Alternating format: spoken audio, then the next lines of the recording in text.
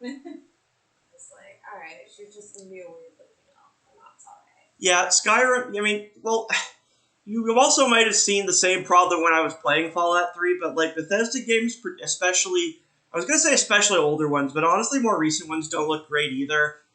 They're not very good at making characters that look good. Yeah. I also did look, because you mentioned when you were streaming that you were using a mod that made it less green. I was like, how green was the original? And did you look at it? I did. And it was very green. It was weirdly green. Yes. And I was like, this is ugly, and yeah. And I will say, there are actually mods that people make that do make characters in Skyrim look genuinely pretty good. So if you're ever curious, that's the thing. But yeah. So what have you done in Skyrim so far? I got through the tutorial part. Okay. And then I went to the little first city, and he was like, go to the Jarl of whatever. The Jarl of Whiterun, yeah. Yeah. And then I went up there. And then I did the first little quest the guy sent me on with the Bleak Falls Barrow, yeah. Bleak Falls Barrow. I did that. And the Golden Claw thing. And then I reported back, and they were like, hey, can you go fight this dragon? And I was like, what? And that's where I stopped. Okay, yep, they're gonna ask you to do a dragon.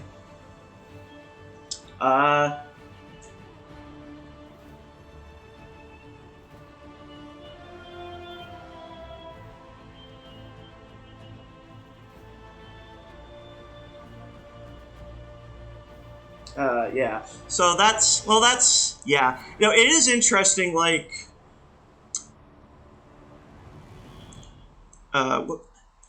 Bethesda games don't have great looking characters. I feel like,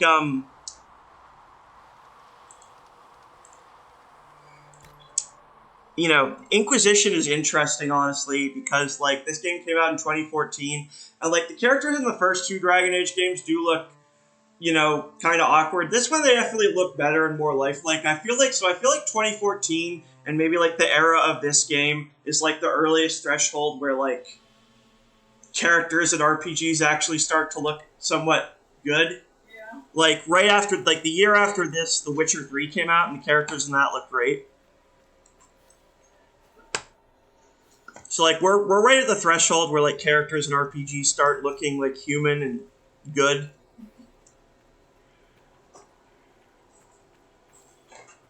Oh yeah, and hello everyone. Thank you all for joining us.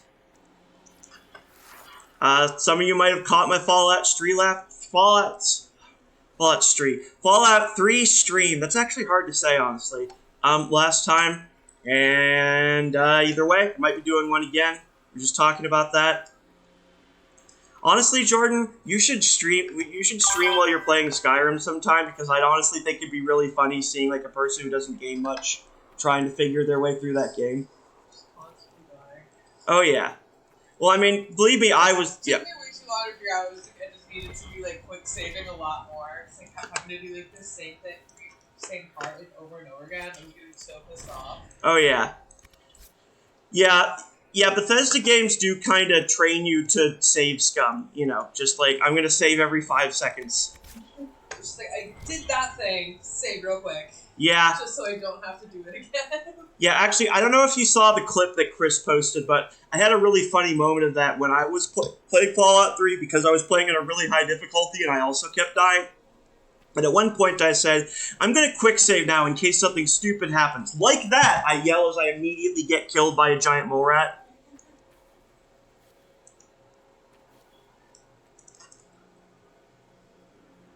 Actually, I can play that for you, I'm pretty sure, right now. Let me see. It's the hype channel, I think it was, or events. Yes, just it's a couple seconds. So let's see. Yes, I think this is it. All right. Now I'm gonna save just in case something stupid happens like that.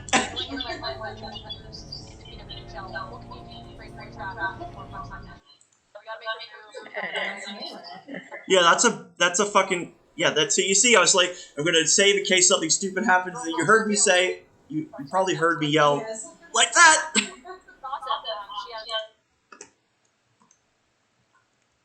I'm still hearing, oh. It was wild. I mean, at least I did, in fact, quick save.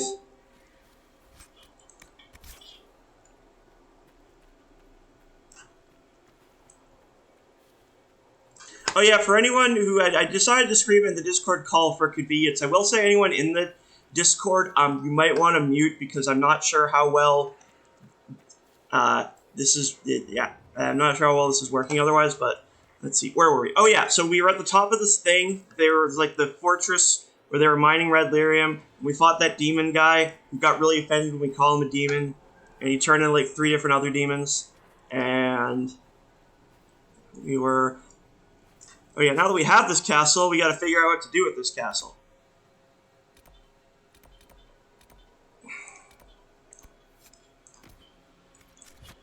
It says we gotta claim this keep for the Inquisition. We claim to keep, y'all.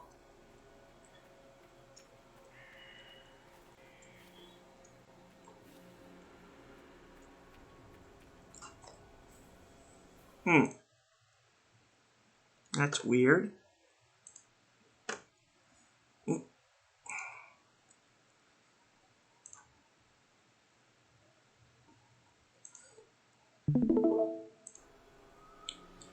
Okay, so Chris is saying the stream isn't showing. Oh, I see. I have to there we go. Alright, that should be good. Well, fortunately we didn't do anything there. Yeah, let me know everyone if that's working now. Oh, there's a dying Red Templar. Gone. The demon is finally gone. Shit. Too far gone. Delirium's consumed him.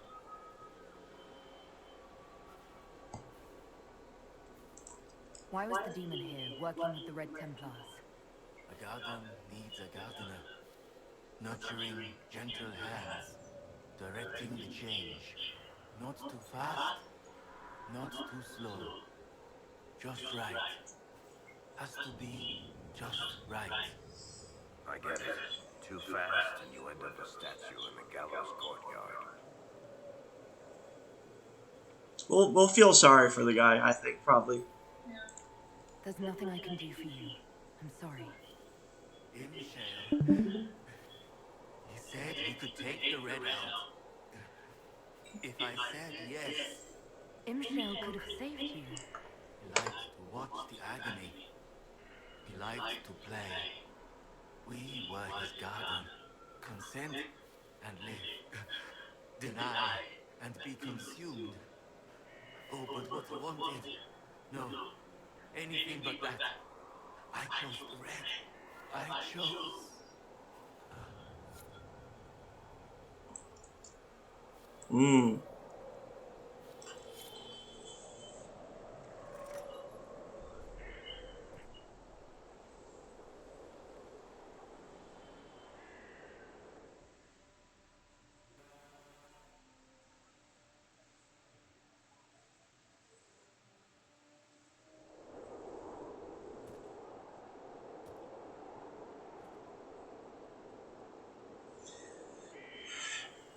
I will also say, if you were going through, like, the Bleak Falls Barrow and stuff, I presume you probably got killed by traps a few times?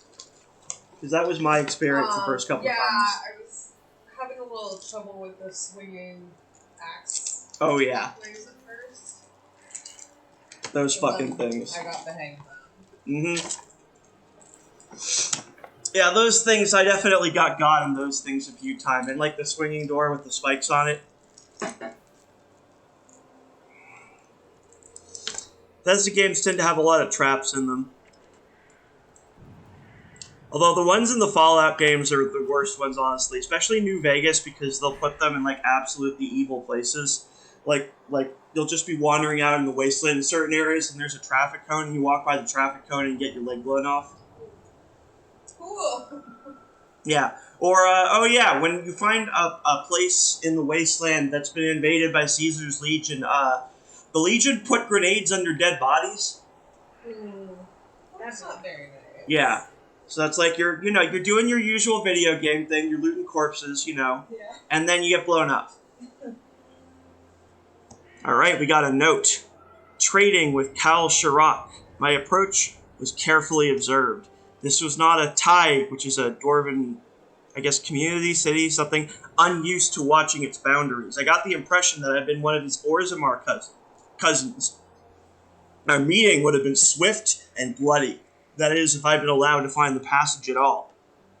As it was, he was polite and efficient, and he knew well the current market for everything he offered.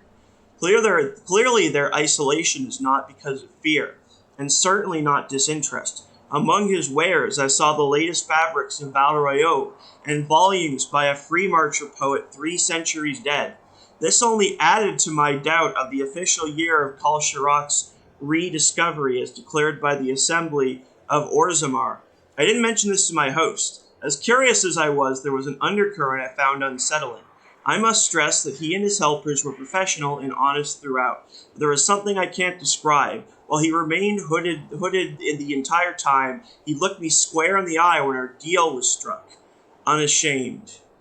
I lived through a time of blight. I felt the gaze of a Grey Warden and seen the corruption of his prey. Why I remembered both in that moment, I still can't explain.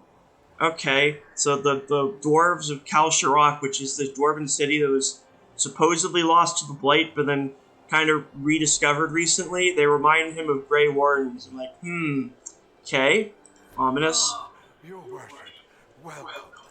I am Baron Edouard Desjardins of Leeds. I am pleased to meet you. Ambassador Montillier speaks highly of you. Oh, I did not mean to do that. At least this game doesn't have friendly fire. Okay, but here we go. Good day, your worship. Just until we got it. Yeah. You seem to know Josephine quite well. Oh, yes. Yves Montillier, Josephine's father, is an old friend. We used to hunt together. I watched her grow up, you know. Such a clever girl. She could charm wolves Aw, to dance with her. baby Josephine. I am gratified to see the Inquisition has not overlooked her talents. What is your role here, Baron? Oh, well, the ambassador entrusted me with handling the Inquisition's enterprise in the Dales. Much of our efforts are concentrated on rebuilding, eradicating threats, reopening trade routes and such. And of course, I will... Occasionally people in this game will stand on chairs. Eventually that became an ascended meme in the next game. Oh, okay. Kind of like the nuclear Gandhi thing. Any news, Baron? Perhaps you haven't heard about Judicale's crossing. The Red Templar's activities caused a catastrophic bridge collapse. Yeah, the Cullen's gonna reconstruct poorly, apparently. Yes, very poorly. Let him try. He might do fine. The evidence Mai presented suggests not, but I appreciate the optimism. Mistress Poulin, town elder, has been delivered Until he to talks Sky about Hall the to await True. justice. Ah, Cullen only I shall chooses take my to leave. fight things. He's not the builder of this computer. yeah. I mean, to be fair, I feel like Liliana and Josephine are probably also not good at building things. Like, my sense is that if you put them in charge, it would probably be even worse. Like, Cullen, I feel like, has at least, like, held a hammer. Oh, a nice thing about keeps is when you get them, like, you don't have to go back to base to craft weapons and stuff, because you have, like, a fully fledged keep. You can, like, for example, and you can upgrade potions. So we already have the bee grenades upgraded, but if we needed to, we could do that here.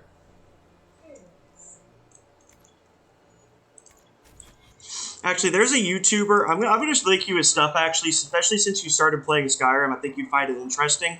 Where he basically goes through like big open world games and kind of like tries to analyze stuff in them from like an environmental and an architectural and like historical perspective and stuff.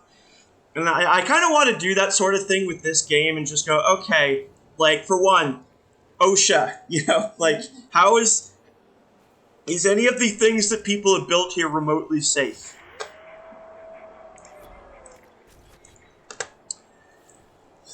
So that for one, and also like, you know, just like, okay, like comparing like what things in this world, especially ones that the Inquisition builds, actually seem like somewhat well constructed and what things do not. Or okay, some of this is clearly based on ancient Rome. Does this actually? I showed my dad a little bit of Dragon Age Origins, and he's like an architect who like knows a lot about like ancient Roman architecture and stuff because he's been to Rome. And I showed him some old Tevinter ruins in the game, and I was like, "So is this what Roman architecture actually looks like?" And he's like, "No, not really." Like, I will say, in fairness, there are certain, like, Tevinter isn't Rome. It doesn't have to look exactly like Rome. That's probably fine, but, like, it's just interesting comparing. And there are certain things in this world that were, I think, supposed to be like Tevinter ruins that do kind of look like Roman ruins. Like, you see that that old rock bridge? Oh! Priceless statue or fart even once near the dessert table? That you know of. I'm surprised you never spent time in the Tevinter courts. They would adore you. I did. After a while, the saddle just got too heavy. Yeesh. But yeah, if you look in the distance, you see this bridge out there? Oh, yes. That is supposed to be an old Tevinter road, and that does look like a lot of like old like Roman bridges and stuff.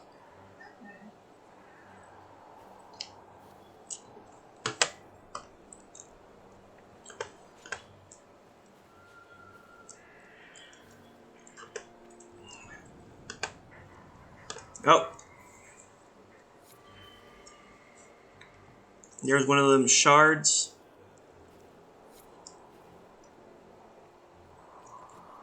I'm trying to see if we can sell some stuff just so we can clear out some inventory space. Maker. Oh, yes, we can. Excellent. Supplies, your worship? Supplies, motherfucker.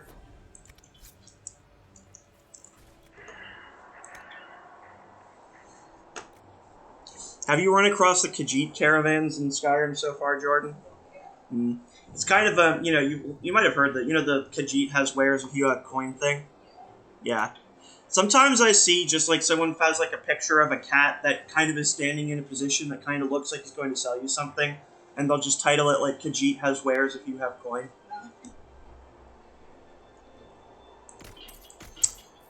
I wonder if Khajiit do that if I fit size sets thing. Sure they do. All cats are like this. True.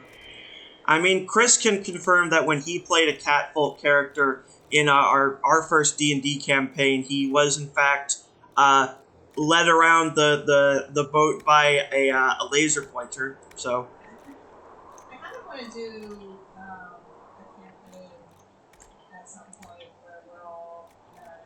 I don't know if you watched this one, Jordan, but like dropouts of mice and. No. Of mice and men, or no? That's an actual book, yeah. Mice and Murder. I think that's the campaign name where everyone was an animal. Oh, that sounds fun. I'll have to check that out. Interesting. Well, we almost had that because when we were playing, Chris was a catfolk, I was a tengu, which is a bird person, basically.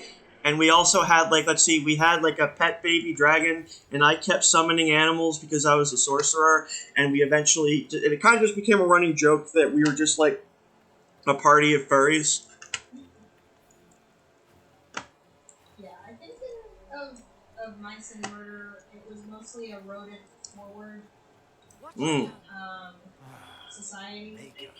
I feel like there must have been non-rodents in the mix somewhere, but Who's to say? who's to say? They could have just been all rodents. But I've always been interested in doing like a non-traditional, outside of The normal races, yeah. yeah. I mean, yeah, people do make modules, and stuff that you can play certain less traditional races. I will say Pathfinder is actually good for that. Pathfinder is kind of the, it's like D&D but different because they have more kind of animal folk races that are kind of just in the base thing designed to be easier to play, easy to play and accessible. They have again, they have cat people and bird people and they have fox people. I think they call them kitsune and other stuff. So yeah, Pathfinder's good for that, and Pathfinder has a couple like PC RPGs like this based on it too. So you can be like a Tengu or a Kitsune in that. Oh, Bonnie just said D&D has animal folk now. Okay, I mean that doesn't surprise me, but that might be a recent development because I've just not. Yeah, she says. That's still 5 years. Yeah, she says just not core rules. So. Okay, but it is still 5e presumably. That makes more sense. I was like, whoa. Yeah, and like as for not core rule races, yeah, it's still 5e compatible. I'm definitely interested in trying. Like one of the races in D&D that's really interesting are called the Githyanki, and you can play as them in Baldur's Gate 3, and they're basically like aliens. Like they almost kind of look like frog people, and they ride dragons, and like. Their whole thing is they used to be like they were created or I guess altered by like the mind flayers to be who are like they're like Cthulhu basically to be like a slave race, and but then they rebelled against the mind flayers and created their own empire, and they ride dragons and stuff. So yeah, so, like that sounds playing. I have played one in Baldur's Gate 3. It's fun, and I'm sure there has to be like. A thing built, a way to play as one in the actual 5e, because that's what Baldur's Gate 3 is based on. I just don't think it's in the core rules. So I want to try that. Or like, what are some other ones that would be interesting? I mean, in Baldur's Gate 3, there also are a couple of characters who are themselves, like, friendly mind flayers, and... Bonnie says, oh yeah, Spelljammer, I've heard of it. That's the almost kind of sci-fi or space fantasy kind of addition to 5e. Like, you can travel to other planets and stuff.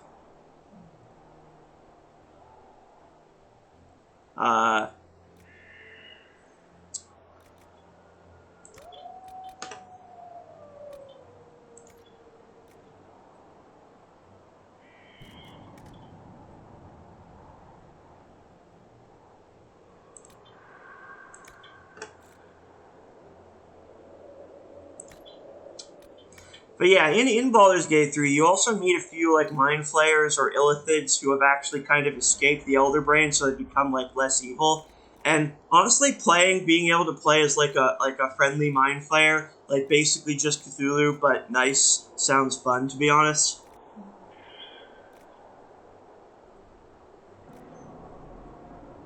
What do we want to make? A heal bonus sounds useful.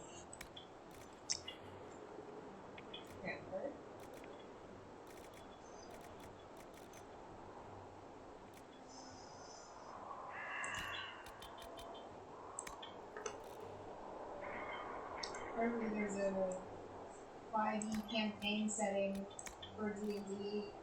I think something that's just based off of warrior cats. Which is kind of I feel like as far as like franchises that kind of lend itself to that. Yeah. Yeah, I mean it does. Lore. I was just like, warrior cat is kind of perfect.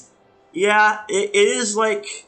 They got like and then you even got like different types of like cats. Yeah, and for sure, it is like just also kind of like oddly intense in some ways. I heard the comparison recently of warrior cats with Game of Thrones, but with cats and for kids. And less horny, to my recollection. Less horny, but also surprisingly violent. True. Yeah, I mean, I do remember just, like, because I read it a long time ago, but I did remember, like, the first one or two series, and I remember at one point, they had this, like, wild cat clan who, like, was brought in by the bad guy, but he ended up being kind of, like, even too powerful for the bad guy cat to control, so he, like, punched the bad guy cat and, like, wounded him so badly that, like, he just went through 9 lives at once. Yeah. And I was like, dang, that's kind of dark. That's kind of rough. I read, like, kind of, okay, I didn't finish, like, also, I only recently found out that, like, Aaron Hunter was not a person. Like, a singular person. Like, it's just a bunch of writers, and they're all Aaron Hunter. Wait, I didn't know that it was. I was like, oh, Eric Hunter was not a person. It's just a collective of writers, and I'm like, wow, no wonder Warrior Cats suddenly like kind of got off the rails at one point. I mean, I will say that certain series that just have like bizarrely intricate background lore, I feel like that's often the case. Yeah. Like, when I grew up, like when I was a little kid, I really was really into like the Bionicle toys, and like the lore of the Bionicle series is weirdly deep.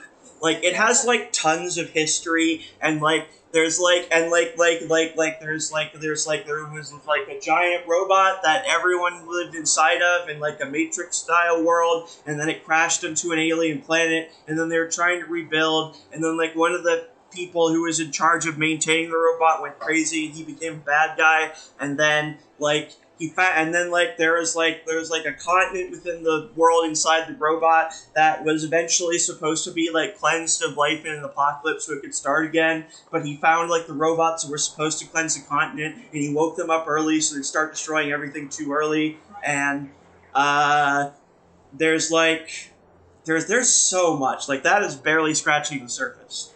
Like there's characters like throwing like there's like. At the end, like in one of the later ones, there's like a battle between giant robots where one of them literally throws a moon at the other one, and shit is wild. Yeah, I remember at least for Warrior Cats, I got to the point where, like, I think the first two series of it was like kind of as normal as Warrior Cats set itself to be. And then at some point, like, the cats got like powers. Mm-hmm. And then I was like, oh, that's different. And then I kind of got, I was like, at some point, I was like, oh, Warrior Cats is like still going.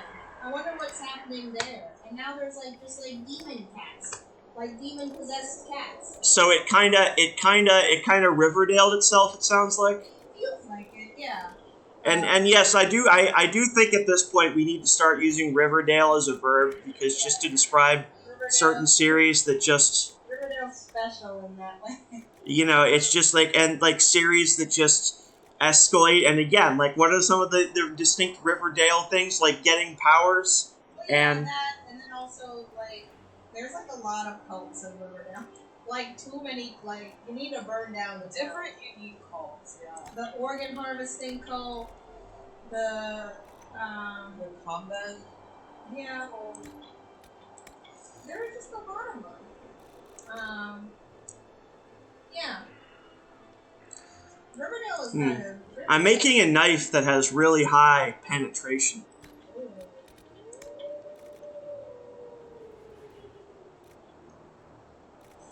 Yeah, I didn't even realize how like crazy it got.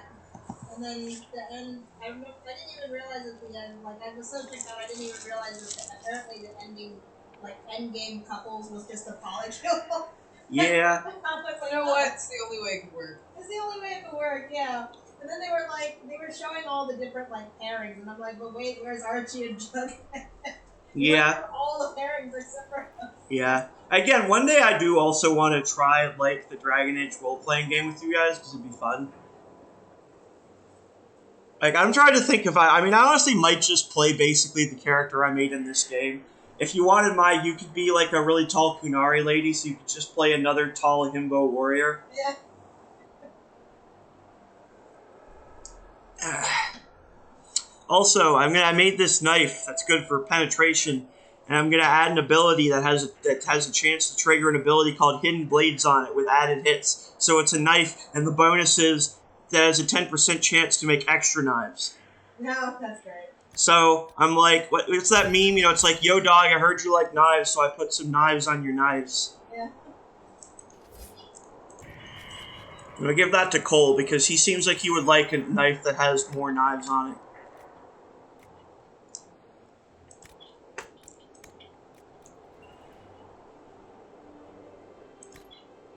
You make a new bow, because obviously Varric won't use it, but Sarah could probably use one.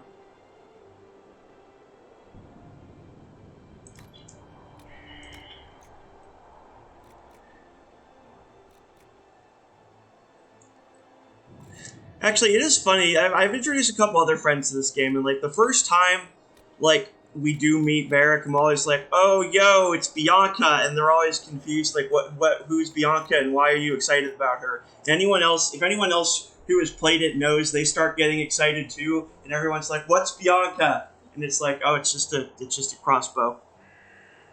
No, I'm kidding. I'm sorry, that's slander. Bianca is not just a crossbow. She's much more than that.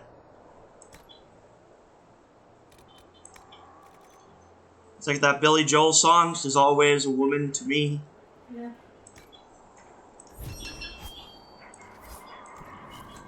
Woo! We made weapons.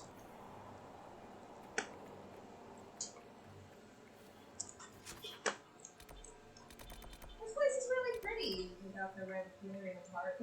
Oh yeah. It is. It's this nice, it's this lovely, cold, it's this... Oh yeah, and like you got this lovely mountains over here. I wonder if the Inquisition has ever considered that now that we have these like cold holds and stuff, we should start investing in like tourism. Like rent these out like B&Bs. You go skiing. Exactly. It's called the castle, like a B&B. Yeah. That's the way it is. Wait, actually, why? Because people will destroy the castle?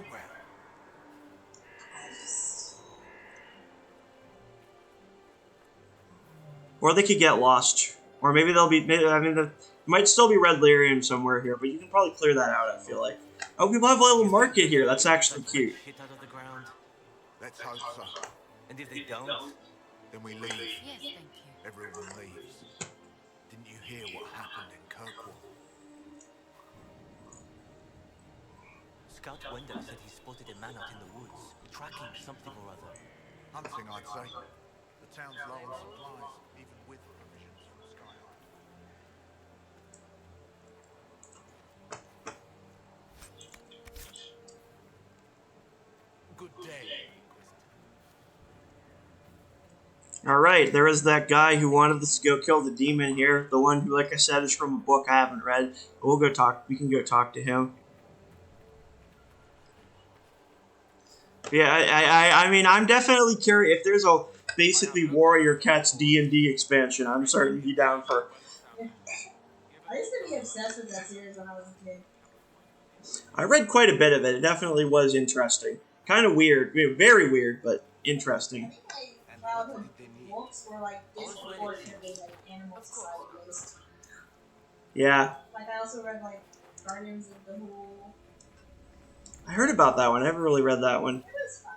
Okay. Watership Down and was Ooh. scarred for life. Yeah, Watership Down is so fucking dark.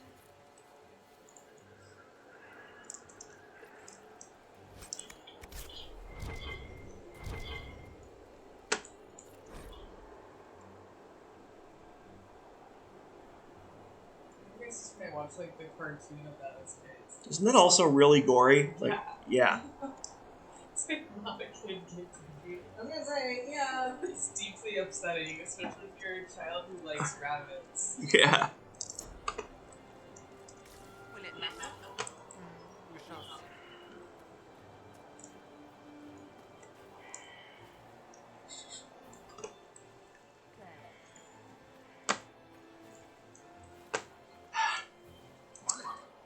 It's also funny just seeing, they put like ambient dialogue in this. It's just like hearing people like just kind of generic, like you're walking in and someone saying, "Oh, just what I heard," or "I don't know," or whatever. Like I feel like that's kind of a reflection of, again, these guys clearly played Skyrim and are like, we're trying to avoid having the guards say, "I used to be an adventurer like you, but then I took an arrow to the knee every time you walk out of the city."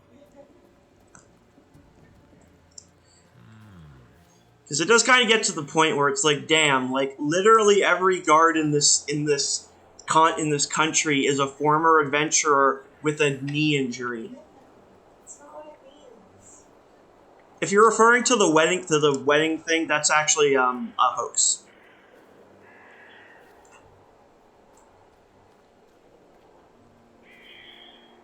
I looked this up actually. Like I was, I saw that thing about, oh, it's actually a euphemism for proposing, but I looked it up and it's not. That's not actually real.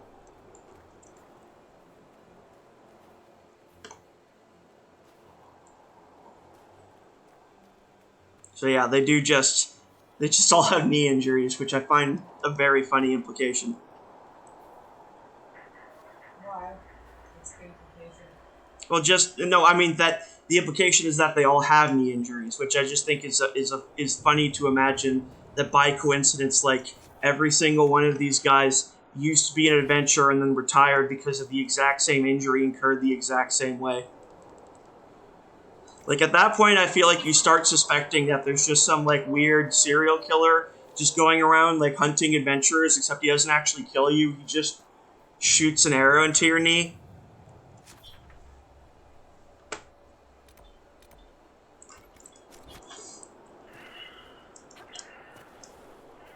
Or maybe that's just like a dog eat my homework thing. Like they just all decided, okay, I need an excuse to basically avoid the draft, so we're all just gonna stab ourselves in the knee with arrows. So it's like basically like they're like, oh, I got bone spurs.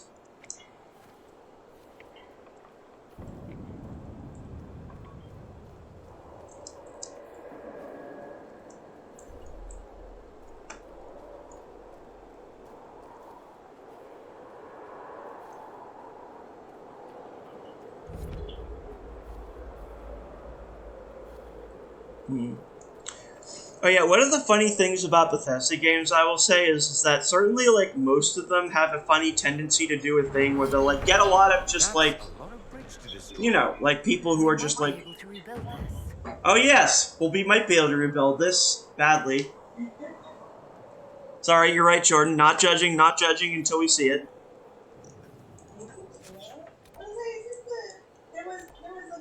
And a bad bridge, and I can't remember.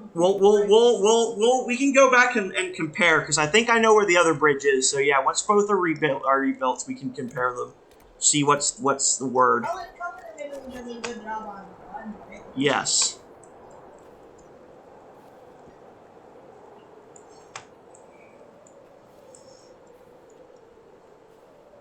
Maybe whichever area that is the good bridge is just like an area that he happens to like more than the other one. So the other one's just like, all right, we're gonna build this as fast as possible and get out of here. Just get a couple 2x4. One's a toll bridge, and he just so happens to. Yeah, it's kind of like my favorite fan theory about Star Wars is that Anakin never figured out that his son is on the planet he grew up in. Just because, as we know from the Attack of the Clones, he hates sand.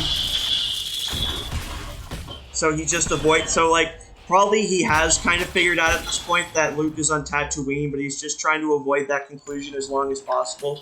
Because he really, really doesn't want to go back there.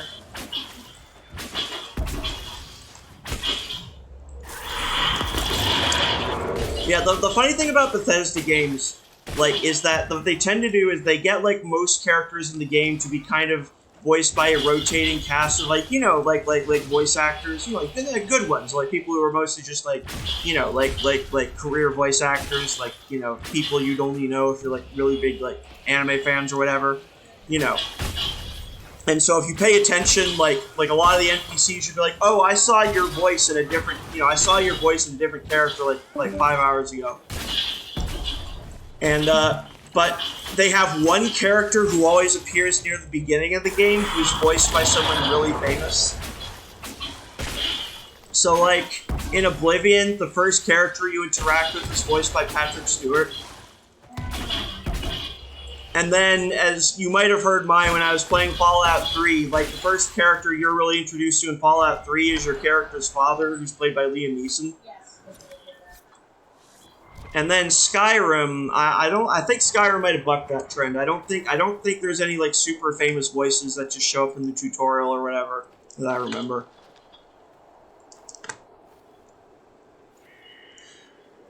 And Fallout New Vegas, which was commissioned by Bethesda but not actually designed by them, that one actually has Matthew Perry playing one of the main characters. Yeah, he's really good actually. Like he plays a character named Benny who's like this gambler, kind of basically aspiring crime lord who actually starts the game by shooting your character in the head, but you get better. And it's kind of funny because you can confront him about it. Hey, you shot me in the head, and he's like, "Ah, dude, I'm sorry about that." And then he's like, "Hey, you want to help me you want to help me do a crime? And then you can be like, sure. And then he tries to double cross you again. But then eventually, like, you can catch up to him, and like he kind of, he's being captured by the Legion, and he's like, all right, I'm on my last legs, and I still do kind of feel bad about screwing you over that one time. So since I know I'm about to die, I'm going to give you my plan so you can do it instead. Yeah. So like he's like he will betray you, but he also genuinely seems to like you and feel bad about doing it. And also just like, because like the first time I was playing, I think was shortly after he passed away, Matthew Perry. It was like genuinely kind of made me really sad. Like I'm like I want to save you, Benny, but I don't know how. It is possible to get through the game without killing him. It's very difficult. Yeah, there's famous people that are in Skyrim, not in the tutorial. Okay, what famous people are there? I don't remember. Christopher Plummer is in it. Oh, I forgot he was in it. Nick Carter has voices. Mm. Not like people that are necessarily like common household names. Yeah, I mean Christopher Plummer is pretty well known. Yeah, I forgot he was in. As is Nick Carter. Oh yeah, wait, Linda Carter's in Skyrim? Who is she? Sorry, I just closed it out. Oh no. She voiced a couple of characters. Okay, that's interesting. That's fascinating. I love Linda Carter. Huh. And I do. Yeah. Wait, really? What was she like? She came in shopping at Hermes when I went there. Ah. My manager was like, I have a phone call I have to be on, like, take the things that are on hold for her. Mistress and go Poulin on of her. Sarnia is accused of aiding and abetting the Red Templars in the Trying days. on these, like, leather She sold leggings. a quarry to them for a handsome I don't know if I sum. can pull them off. They And then used the internally, I'm quarry like, to bitch, grow you're a Wonder red Woman. herring by You can't enslaving pull off leather townspeople. leggings? Like, No one oh, can. man. The Yeah. only extenuating circumstance, Mistress Poulin was procuring supplies to keep the remaining townspeople fed. Okay, so this is the lady who sold that mine to those Templars that they then used to do all the bad stuff. So, kind of a dumb bitch. Yeah. I mean, she maybe meant well, but kind of a dumb bitch, yeah. But I will Just say, give her a little yeah, slap. maybe. A I little bitch slap. Yeah, bitch slap. Honestly, I don't think this game lets you do that, but I really wish it did. Slap her just was stupid. And Yeah, then- like it's UHF. Where it's like, have you guys seen UHF? No. Oh, it's great. It's a movie Weird Al made that's like a very bizarre, trippy like spoof of various movies and TV shows. It's very funny, Okay. and like on certain parts of it aged a little weirdly, but it's mostly very funny. And it's also one thing that definitely aged very well is that like the bad guys are greedy, sexist, like corporate CEOs, and you get to watch them be utterly humiliated. Okay. It's a great time. Oh, and it has a Fran Drescher in it. Oh, that's Yeah. So that's a lot of fun.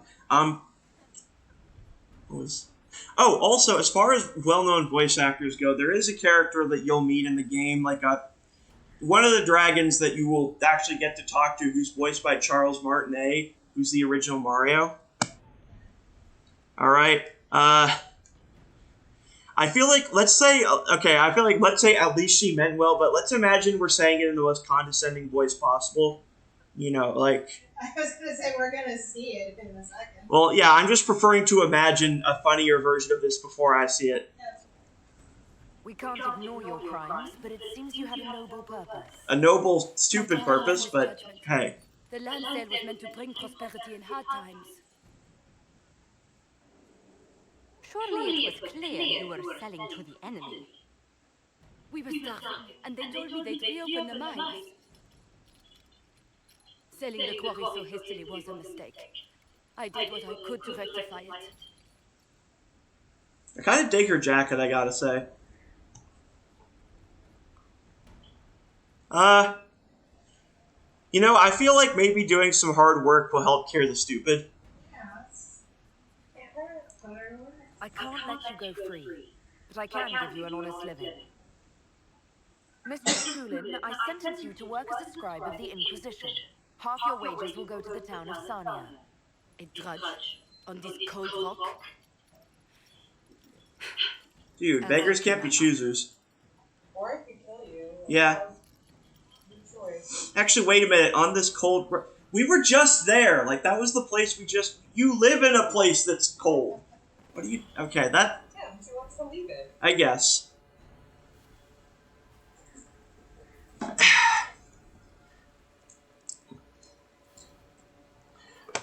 Okay, no, you're right. I think she did say something about that, so...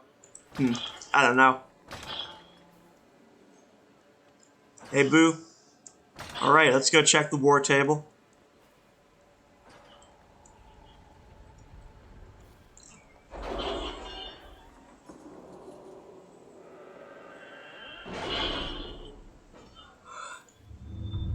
Oh, there she is, Maya. Morrigan just kind of snuck up there. Yeah.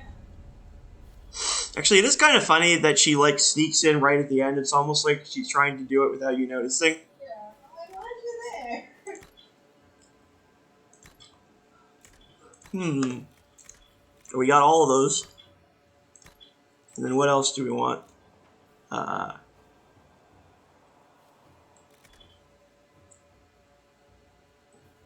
You can do stuff that will get us better stuff. Better crafting materials sounds kind of nice. Let's do it. And I think we did have, yes. Okay. The pursuing the Marquis. The Grey Wardens fought their way through the mountains, but the Wardens held them off with great determination. We have located the Marquis' secret stronghold deep in the peaks. The Wardens continue to fight bravely, but they have suffered many losses. I recommend deploying them with care, lest we lose them entirely. Alright. Oh, there's an ancient laboratory. Did we investigate an ancient laboratory? They've left an ancient laboratory in the wake of the Inquisitor's attack. We can be sure secrets have been left behind. Those inventory... Oh, wait, I think that was the place we found... Yeah, that was the place that we found everyone frozen in time, remember? I think that's the ancient laboratory. So, so Josephine's like, we should get Chantry Scholars to do it. Leliana's like, we could have agents capable of disarming traps and bringing back valuables. Yeah, that does sound more like a Leliana job. Inquisitor. I mean, we were just talking about traps. Traps are nothing to sneeze at. Oh, yeah, we were finding these people who were leaving weird... It was that they were leaving the yellow jacket symbols around. And we were trying to, like, do a sting operation to catch them, and I guess we managed it. And we got a letter. Compliments to your spy master. She is a resourceful woman. Once she traced our agent to Cayman Bree, the match was ruled in her favor. Tell Sister Leliana to call off her dogs. Save them for Corypheus. We suspect also that she has got all she can from Sir Helmuth. A caterpillar on a leaf does not know there is a forest about him. You will hear no more from us. Our intention was to watch, and we have seen enough. Corypheus threatens us all, and the Inquisition is Thetis' only hope for stopping him. Remember that, for the moment, we are not your enemy. As a gesture of goodwill, we share our knowledge. May it prove valuable in your coming battle. On behalf of powers across the sea, the Executors. I do not know. I suspect this is like a thing where they were planting like a mystery that would be solved in one of the later games. Unfortunately, I guess maybe by Veilguard they forgot they did this because it is not explained in that game. So I still don't know who those across the sea are, but I want to know. Who are you? Are you the cigarette smoking man? Like what's your deal? Oh, hang on. So if we're gonna assess the construction job, this feels relevant. We, the members of the Orlesian Society for the Protection of Historic Architecture. Wait, so they do have Orlesian OSHA, kinda. Would like to draw your attention to the deplorable state of Judicale's Crossing. The bridge was constructed in 856 Blessed as part of the festivities surrounding the first anniversary of the coronation of Emperor Judicale I, and for nearly an age, it has been considered the greatest triumph of Orlesian engineering. Now it lies in ruins, shattered by monstrous rebels of the Templar Order. You cannot allow this grave injustice to stand, Ambassador. The Crown is too involved in its civil war to properly care for our historic landmarks, but the Inquisition will surely come to the aid of the people, with hope. Duchess Nicole de Val Montagne. In another hand, at the bottom of the letter, Cullen, can we handle this, please? I am receiving 19 of these letters a day. I guess this is the Maybe. We'll see. We'll see if this is the bad one, because it sounds like it might have been something that they did just to get people to stop them sending letters. I hope that is. If this is the bad one, that would be very funny. Although, if it's not, I don't know. I can't decide if that would make it more or less funny, honestly. Repair to the bridge are complete, although we ran into some complications. Okay, fair enough. The workers were spooked by sights of dragons flying around the site, so we brought in Tamar for extra security. She did a good enough job, but next time I think we'll call in anybody else. That woman doesn't just frighten dragons, if you know what I mean. I don't know who that is, but apparently she's scary. Maybe she's like Misty. I feel like Misty could scare dragons. Oh yeah, watch Yellow Jackets, y'all. It's a good show. No, we got an invitation to deal with Lord Basile. Actually, how would you say this? Jordan, do you know? Basile? Basile Maron. Do you recall the last letter I sent about the new volunteers who have reported to Suladen Keep? That's the keep we just took, to help with our efforts. Lady Duquette, daughter of Lord Basile Maron, was one of them. We were unaware of her real identity because she came to us disguised as a villager. Unfortunately, Lord Basile has just now discovered the whereabouts of his missing daughter and has accused the Inquisition of kidnapping her. Lord Basile's colorful slander of the Inquisition has cast a shadow on our relations with wealthy Southern Orlesian society. Complicating matters, Lady Duquette refuses to return to her father and the gilded cage of a gentlewoman. I can't very well tie her up and deliver her to the Lord in a barrel, can I? Sincerely, Edward. Josephine's like, Lady Duquette should follow her heart. Basile is a minor noble, and his favor is not worth courting. I can trick him into social ruin. Damn, I forget that Josie kind of goes hard sometimes. She's like, I'm going to destroy this man's reputation. Once he is torn down, he may rant, but no one will listen. And Josephine and Cullen's like, why can't we?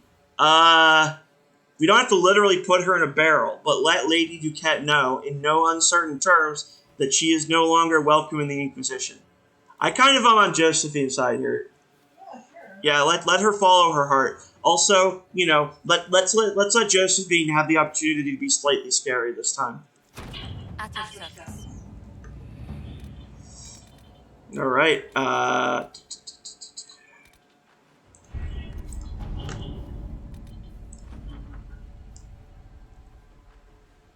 All right. We got some money. That's good. That's good.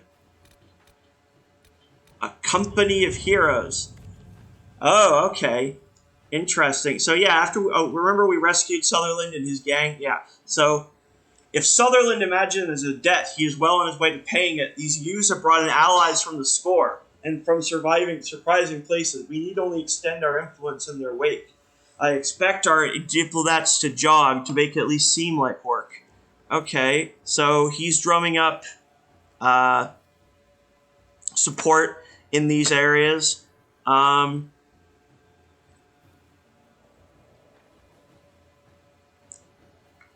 Okay, yeah. I mean, he's already like a warrior guy, so to me, like a retinue of soldiers feels like it makes the most sense. To work? To work? I feel like that, is that different from what he normally says? Or? Some things, I think sometimes he might say something different. That's the always.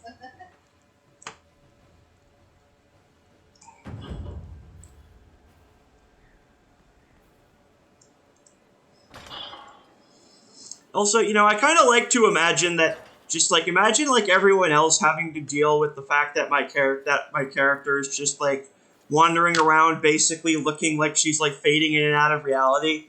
You know, it's like Barrick's like, wait, are you here, or is this just, or am I just having a dream or whatever? Speaking of Varric, we haven't talked to him in a while. Let's see if he has anything to say. Need something? Or are you just here to admire the dwarf? I mean, I didn't say hi, but okay, you can hear about it. I don't know. I mean, when you got a chest like this, I feel like you can afford to be overconfident. Can I ask you something, Varric? You want to talk about me? I'm flattered. Also inclined toward extravagant lies. Well, I guess we are just here to admire the dwarf. Thanks, Varric. No problem.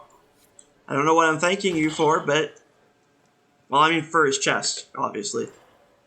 Yeah, dude. I think we have asked him this before, so I think we got. That's all we got. Actually, another thing that I was noticing when I was playing Fallout 3, and I mentioned this to Chris, is that, like... One thing I can say about that game is that I feel like the dialogue and stuff is overall not as, like, rich or well-written as this one, but, like, I feel like they did put a little more effort into the end of conversation things. Like, it's never just, oh, I have to go, damn. Like all the characters have, like, fun, like more often have, like, funny little punchy one-liners, and, like, it feels like a more natural end of the conversation. wow, you just kind of zoomed over that. That's, Questions. I guess not questions. I should go. You know where I'll be. Like Moira, who's one of my favorite characters in Fallout 3. She's always trying to get you to do incredibly dangerous stuff to help her make her wasteland survival guide. And like when we're up, then we have to like leave. She's like, "All right, bye now. Try not to die." It's very endearing. Yes? I'm not thinking. Yes, she Anything I is. should know? I've nothing to report at the moment. I'll leave you to your work. She's like, "Yeah, leave me, please, so I can get down from this bench." To assert dominance. True. Oh yeah. Whee! Landed right in front of him. I like to think he's used to it at this point, you know? Just like me suddenly dropping onto the ground in front of him.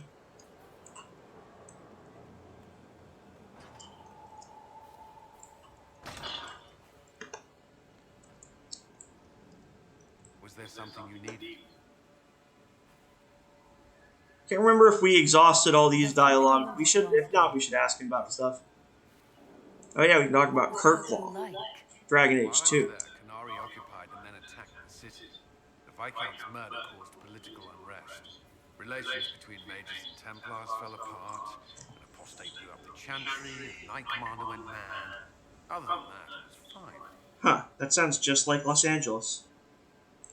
what happens between Kirkwall's mages and Templars? You were at the Conclave. You must have heard people speak of it. Yes, but you were there. There was tension between mages and Templars long before I arrived. Eventually, it reached a breaking point. There was fighting in the streets. Abominations began killing both sides. It was a nightmare. I'll let you return to your work. Another time then.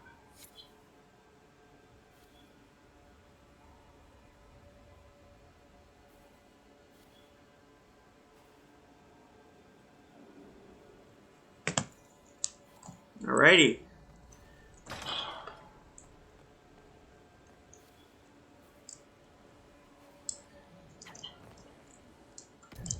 Whoa. Oh, I accidentally hit the pause thing, I think. I'm like, we can fly now. Oh, I wish. Your worship.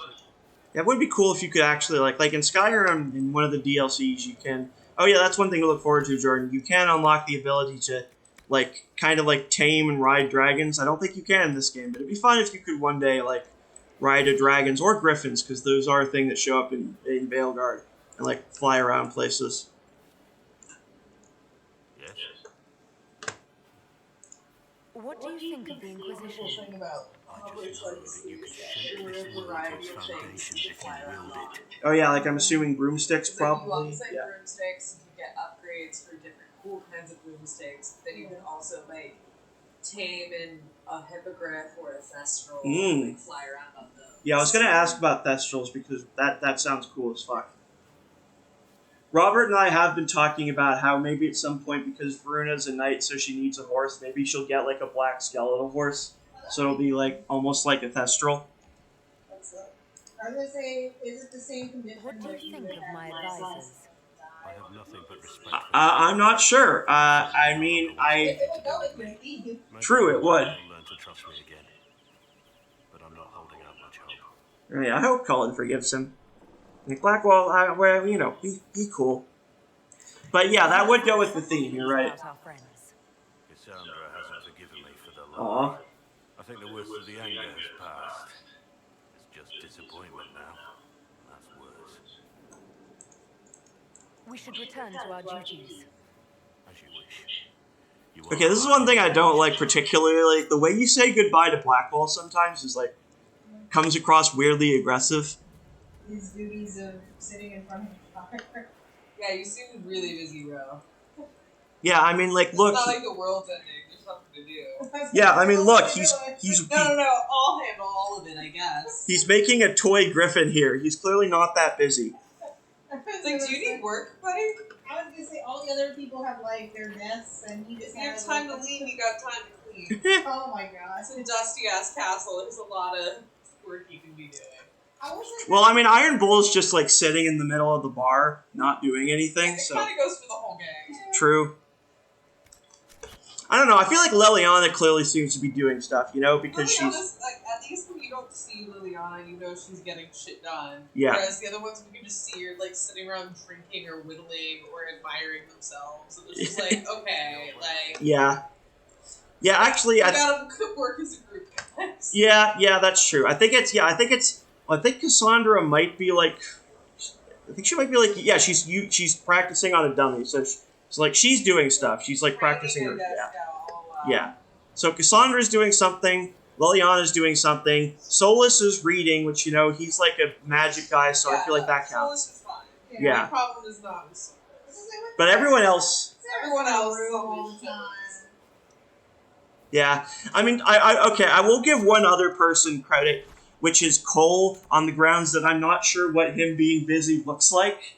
So Yeah, Before he was reading everybody's minds. Now Yeah. he's kind of. he's just like, I'm gonna think of a new cryptic thing to say to scare people, to scare the Inquisitor when she comes to say hello again. I think we do have to finish a thing here just so we can take care of the guy that Cullen wanted us to tackle, if I remember correctly. Is that... Where's... Yes, okay.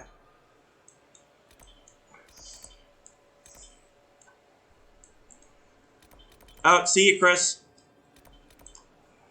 Bye, Chris.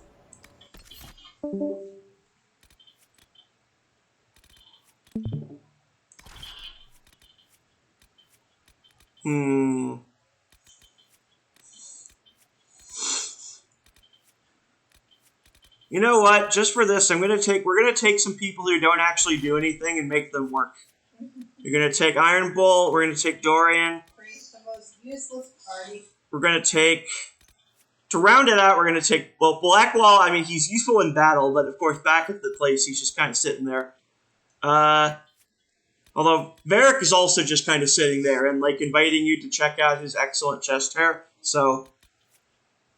I was like, what's Varric doing? Most of the times when like he's at Haven, he's always just standing by the fire. Yeah, he's just there. What's he doing? And I will say, I think there is a funny dialogue you can get with Varric, where he like comments on Dorian and Bull once they start dating. So we'll bring those three, and maybe we'll get him to say it. And then we'll bring Blackwall or something next time, so we can make people earn their keep. Oh yeah, Vivienne's not doing anything, but I also feel like she's like a fancy rich lady. That's kind of her job. Yeah. Hello, Mr. Wolf. Now I got Duran in my head.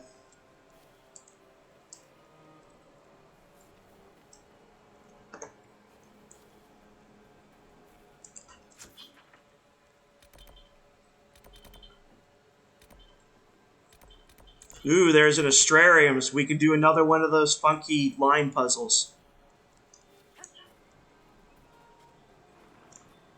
Oh, those little nugs running away there. And Hollis. Knight Captain Ryland has sent supplies from Griffin Wing Keep.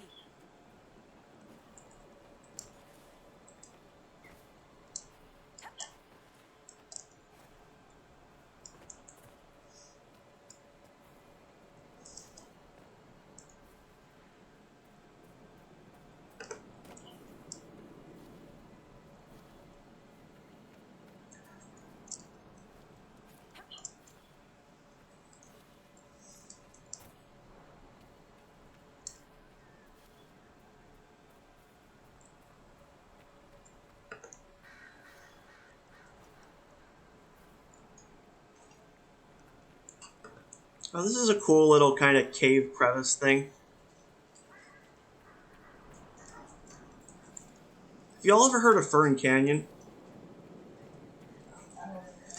It's this place, it's this kind of sub area within a Redwood National Park in California that I think because it's enclosed and also like just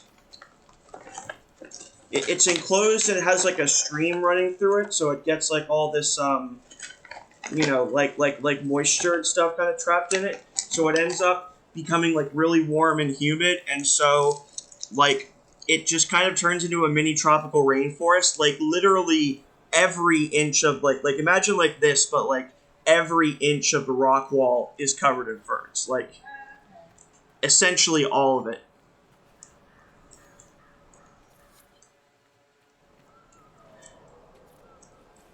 Oh, and this is what those things at the astrariums unlock look like. So I guess we just stumbled onto this. I guess now we know where the astrariums will point us to, but we can't go in until we get all of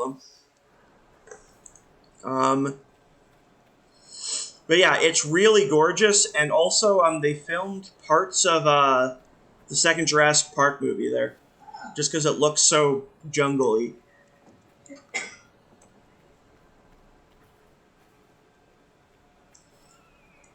Ferns are cool, like definitely an underrated plant. They look really pretty, and like they grow on walls and trees and stuff, and they make everything look lush. And they're fractals.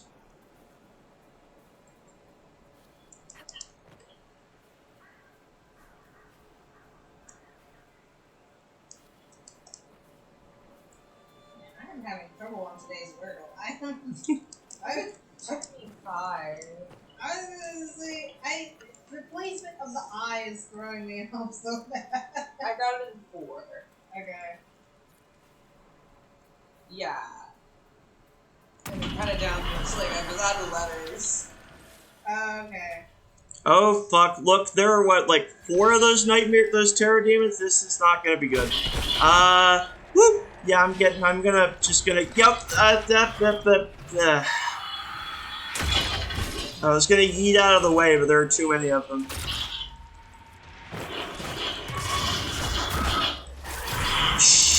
Shit, okay, like, when there are 3 of these things, one of them starts teleporting under you too fast. Like, by the time... Okay, I got out of that one in time. But, like, by the time I'm, like, ready for one of them, the other one's jumping out from underneath me. Okay.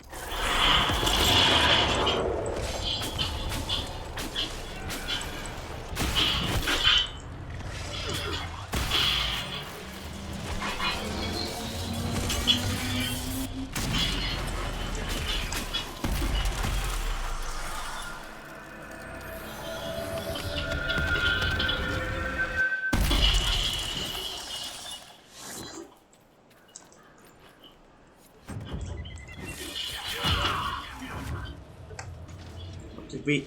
No, don't fight the Fennec Fox.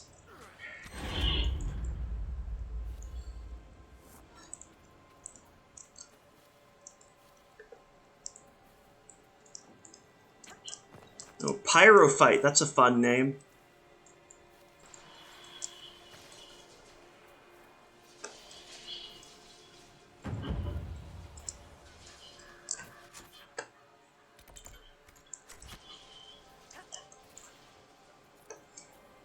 Do y'all know Chaz Smith?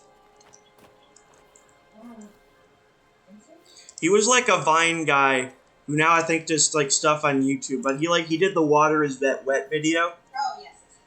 And also, he's the Water Malone guy.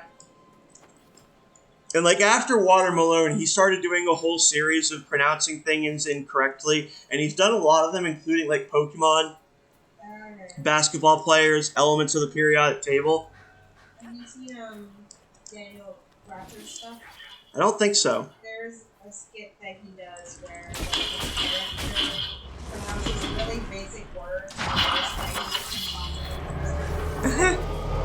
Amazing. Okay, send me that, please. yeah. I was gonna say, Oh, look, I froze time. I recommend his series where it's basically it's when you accidentally write songs that already exist. And it's him playing as a piano student that's trying really hard to like compose an original song because he's accidentally writing songs that exist. Oh, that's funny, yeah. It's not like it'll be him playing for his like piano instructor who is also played by himself. He plays he plays all the characters in his skits, but he. Oh, look, it's a horse. Oh. I think it's a horse. Yeah, it's a horse. Yeah. Let's see if we can figure this out. But sorry, what were you saying about? Was it Daniel Thrasher? Yeah, but he'll like play like a song, and you won't necessarily catch what it is at first. The speaker will be like, "Can you just play it like a little more like a little less jauntily?" And then we're like, "Oh, it's actually just a song." He's like, "Wait, you haven't even read the lyrics yet." And then it's just an off-brand version of those lyrics. That's funny. Okay, and again, I'm following the odd rule. This one has only one connection, so I think that'll work. And then...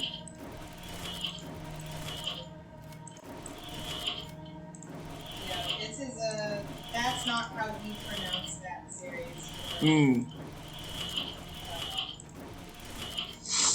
And again, I will say, I hear Chaz Smith explaining why water's not wet. And I'm like, you know what? It's a shame that Plotinus isn't here to see this, because he'd fuck with this. He'd be like, yeah, this guy gets it. This guy gets that wetness is an external property that water imposes onto other objects, not a quality of water in and of itself.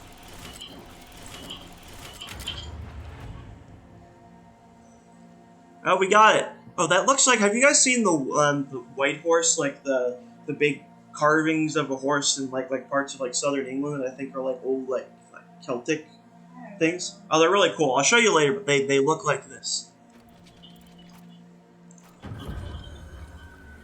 Oh yeah, of course, Equinor. The stallion, the constellation Equinor has historically been depicted either as a rearing horse or a seated griffin. Some scholars speculate that the constellation's original image was that of a Hala, which could indicate a direct supplantation of the constellation's original representation as Gilene, the elven goddess also known as Mother of the Hala. However, as horses are known to have had early significance to early Neuromenian culture from which the ancient Imperium descended, the speculation is largely considered unfounded. Okay, so that's interesting. I feel like that may be an homage to a real thing because there's evidence that the ancestors of like the languages and cultures of a lot of modern societies in Europe and Southern Asia are all descended from a common ancestor, the people calling the Indo-European like language family, who are like they probably originated as like steppe nomads in like Central Asia, who may have been the first people to domesticate the horse. And they do appear to have placed a really important significance in horses, like you found like forest burials and stuff. So yeah, that's probably this is probably like the Neuromenians. It's probably a reference to them because the Romans were descended from them. So that's cool. Horses. Yeah. Actually, they mentioned that in Bill Wirtz's History of the Entire World, I guess. Oh, it's the Indo-Aryans. They're bringing their culture. It's those horse people probably, or their cousins. You know, in the Bill Wirtz way. Really kind of half sings everything. Actually, have y'all both seen Bill Wirtz's stuff? Okay, then I'm gonna show. It's quick. I will show you guys before we stop hanging out today because it's fun.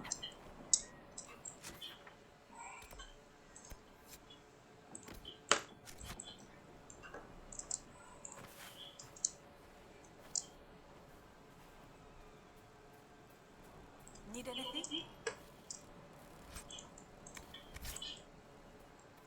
We're looking for smuggler letters. Oh yeah, because we're looking for some of the people who are involved in the Red Lyrian smuggling operation.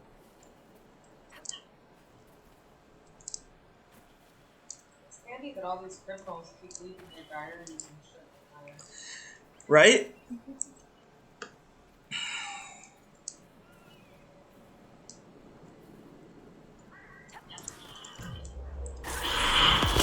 Yeah, it's funny talking about Fallout 3 is actually a funny example of that because that game is particularly infamous for kind of like, oh, we want to give you multiple ways to get around an objective. So if you don't want to improve your lockpicking skills to unlock this door, you just have to look around a bit because there's probably someone's journal, and in their journal is the password.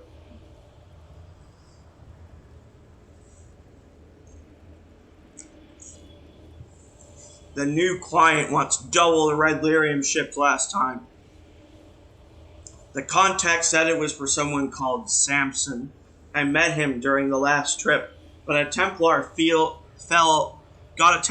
off him. Although the armor he wears doesn't look chantry. Still, his coin's good, and he doesn't breach. Toby. Another letter from the smugglers referring to Samson.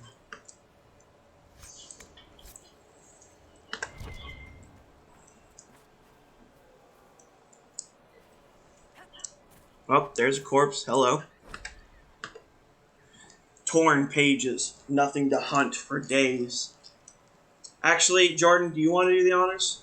Got it. Okay. Nothing to hunt for days. No deer. No hares. Nothing. Wenig says we're at least halfway through the forest. He's the only one who traveled through these parts, so we have to take his word. Wenig. Oh, sorry, not Wenner. Wenig. The minute we get out of here and back to town, we're ditching the shifty-eyed bastard. It's not just that he's a mage, he's just shifty. He found some herbs, said they would keep the hunger at bay. Shouldn't have listened, but the other thought it was a good idea. What'd he call it? Ash vine?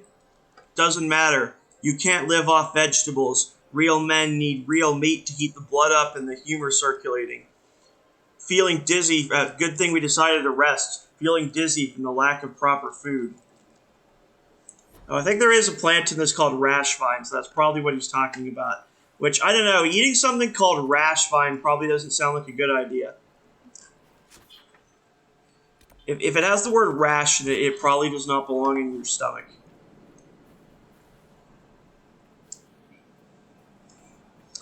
This has been Lessons on Botany with Josie. Oh, yep, here it is. Rash vine.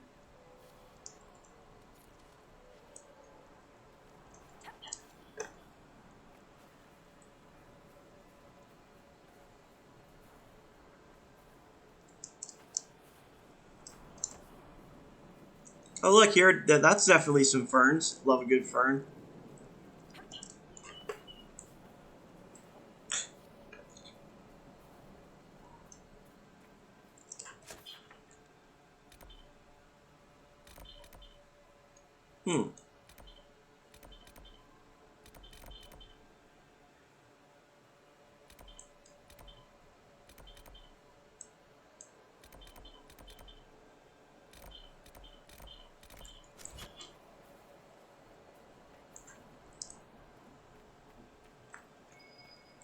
Might be something here. Better take a closer look. That's a cool painting. Guess it's like a castle sideways. Something about it looks very Rembrandt to me, you know?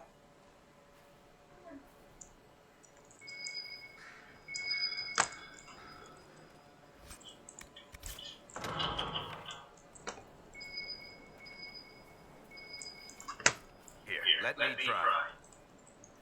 Yeah, see, so that's the thing is that if you try to open something that you can't, like if you're not like a rogue or you don't have like a lockpicking skill, a rogue will say, "Here, let me do it." But that's how Zevran became the character. Zevran became a meme in the first game because he'd always offer to unlock doors, but his cunning skill is terrible, so he just can't do it.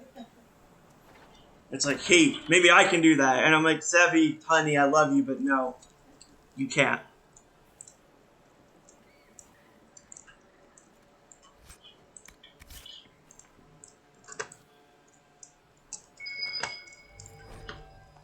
The Perindale War. Not many people take the road west into Perindale for the sake of pleasure. Few living things inhabit the rocky countryside, save for silver miners, wyverns, and an astoundingly pugnacious breed of mountain goat.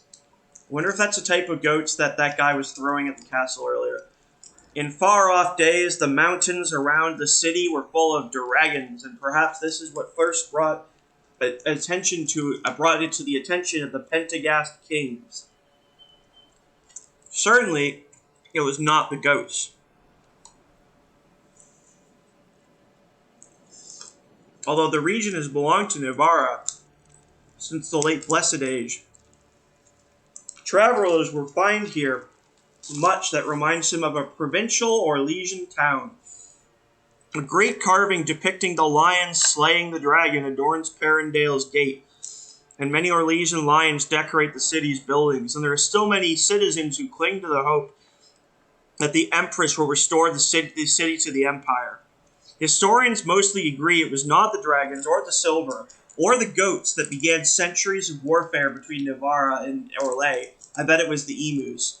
It was Emperor Etienne Belmont and the Pentagasts. Oh, we should have brought Cassandra here for this. In 782 Storm, the Pentagast family, fresh on the throne again for the first time in generations and eager to build up the alliances lost by the Van Markham dynasty, approached the emperor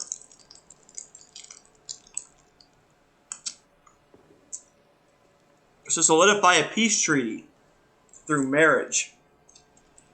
The emperor, who was under great pressure to produce an heir, set aside his empress of 17 years and wed Princess Soteria Pentagast, theoretically cementing a promise of peace and cooperation between Navarra and Orlais. Promises are hard to keep. By 797 Storm, Soteria was still childless, and the emperor sent her to a cloister so that he might marry his mistress. As anyone other than Etienne might have predicted, the Navarrans took this poorly. Angry letters arrived in the imperial palace by the cartload. A small war party of Pentagast rode into Orlais and reclaimed the princess. But the Navarrans did not take military action yet. They were strategists and knew to buy their time. In 846 Blessed, while most of the Orlesian army was committed to a war in Ferelden, the Pentagast began their war against Orlais. The Orlesians rallied a defense and drove the Navarrans from Gislaine to Arlesans, but at the cost of much of their northern territory. Perindale was lost and never recovered, a lingering sign that peace between the two nations was impossible. This kind of reminds me of the story of Alsace-Lorraine, which is a region that France and Germany have been fighting over for like a long time. Right. Like it's sometimes been part of either, and I know this because I have ancestors from there.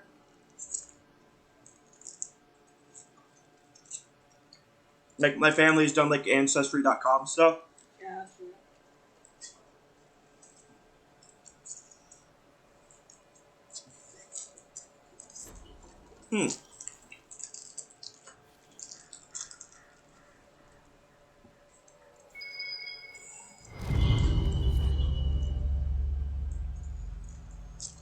Book about heraldry and symbolism. Interesting.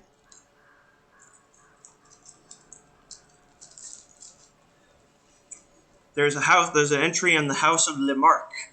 Lemarck established this ancient house in the time of Emperor Dracon. Sadly, the bloodline ended with Lord Giraud Lemarck, who disowned his only daughter. The shield of Lemarck bears a falcon volant on a field of sky blue and gold. The house's motto is "To the sun on blessed wings." Okay, that's a pretty cool motto. Interesting. Oh yeah, I think it's for the quest to potentially find that guy's noble parentage. The kind of not Robin Hood guy. Fairbanks.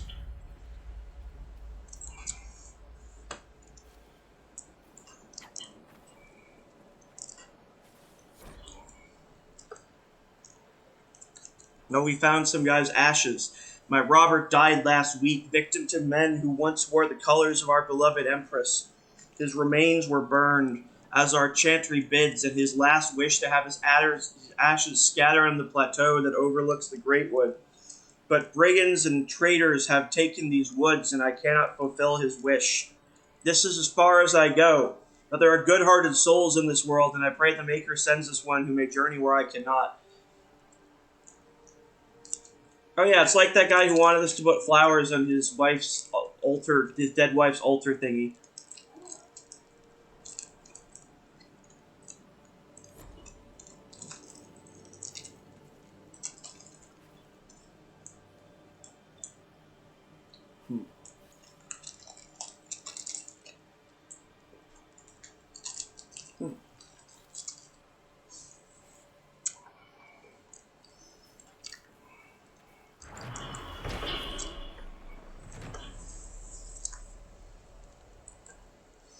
Ew, Sister Amity, that's the lady who did the mass murder crusade thing.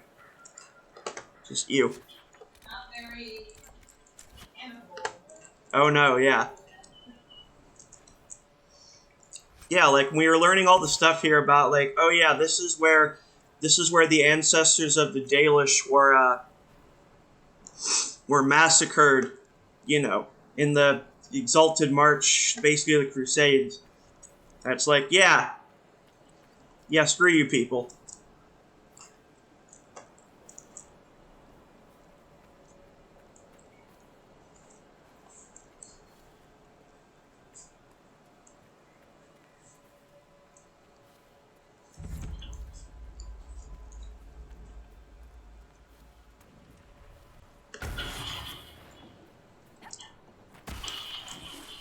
Mm.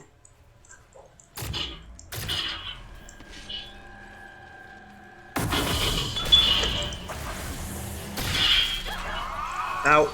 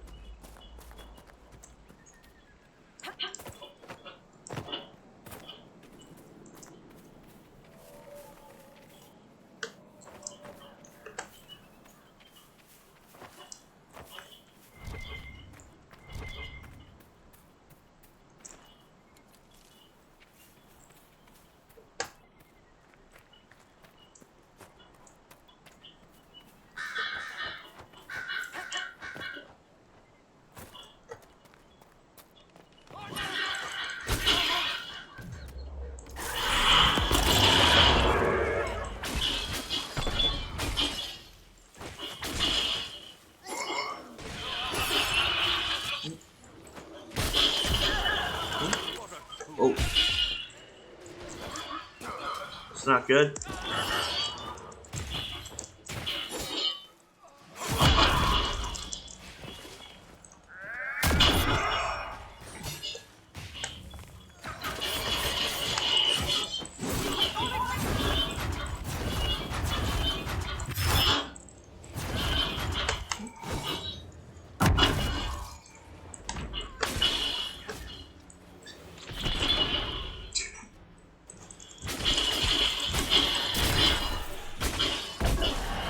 Oh.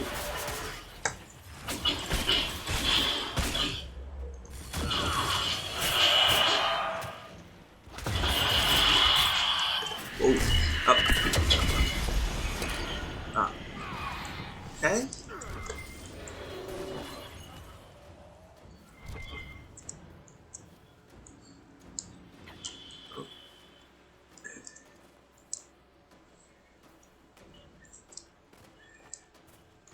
Come on, Dorian, get back up.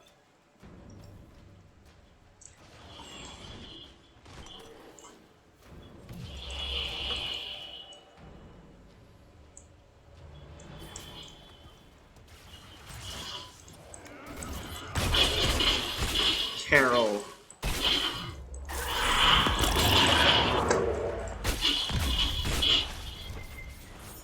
So, you and Dorian. Hey.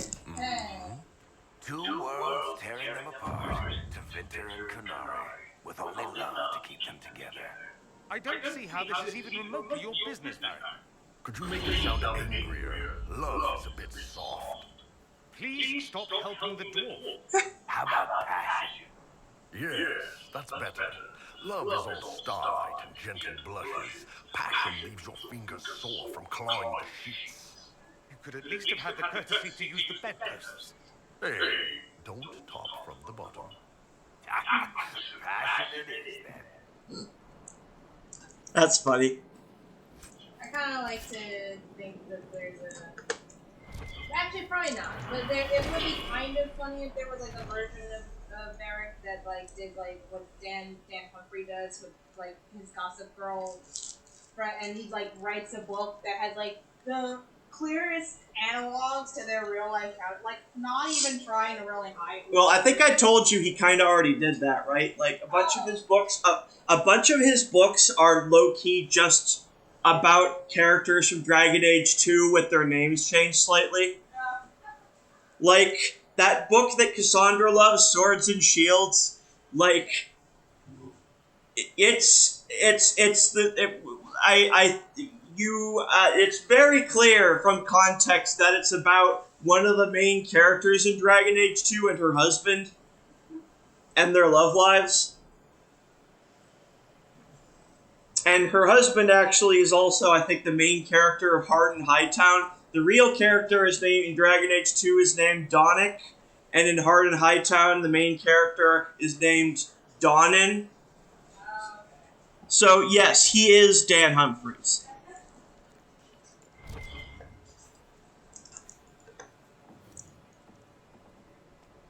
I do remember from when it's revealed, like he publishes his book. Like there's a part where like Nate gets angry.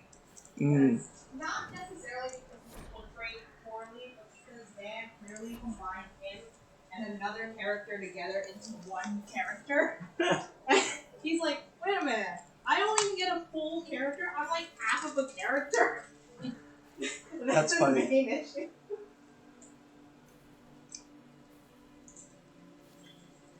Yeah, he's like, I deserve more character. It's like, I'm not even a one character, I'm combined, I've been combined with somebody else. Yeah, he's like, how dare you condense my plot line? Even though, like, arguably in Gossip Girl, he really doesn't have anything, like, after, like, the whole, like, his dad is, like, a fraud or whatever. Yeah. Kind of thing. That's the guy who's, currently dating who Serena seduced, but while he was dating the other guy, that's why the other girl hates Serena about it, right? Yeah. It's the other girl, the one who hates Serena, and then kind of they become friends again, and then everyone ships them. Blair. Yes. I was low-key like a Nate and Blair kind of. Nair Timber. Is it Blake or Nair?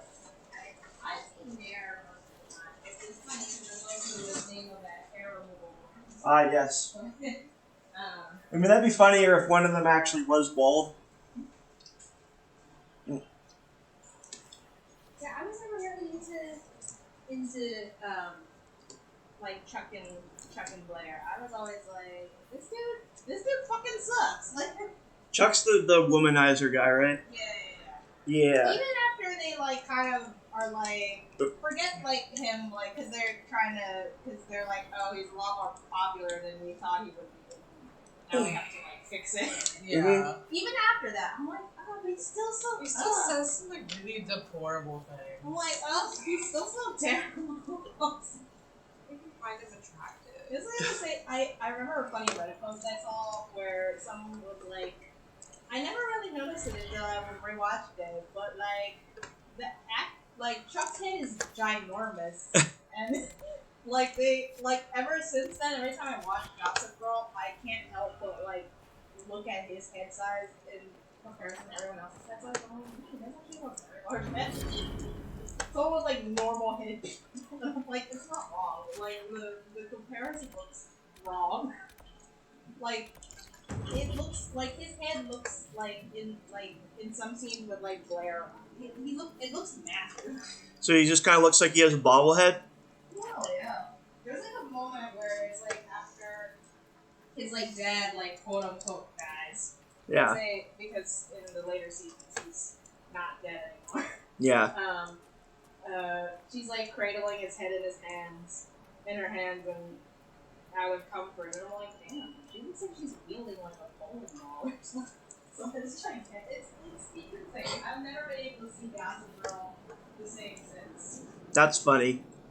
And yeah, I do appreciate that dialogue confirming something I think we already firmly suspected, which is that Dorian is very much the bottom in that relationship. Would have been impressive, honestly. Yeah. And I do think it's funny and very in character that Dorian's like, don't help him, but Iron Bull's like, you know, Varric, I think your word choice is wrong. If you're going to write smut about me, this is what I would write.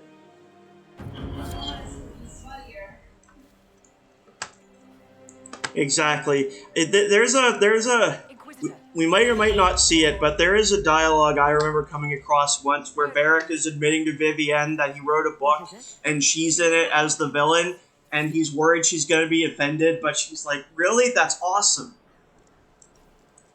Like, she's immensely flattered.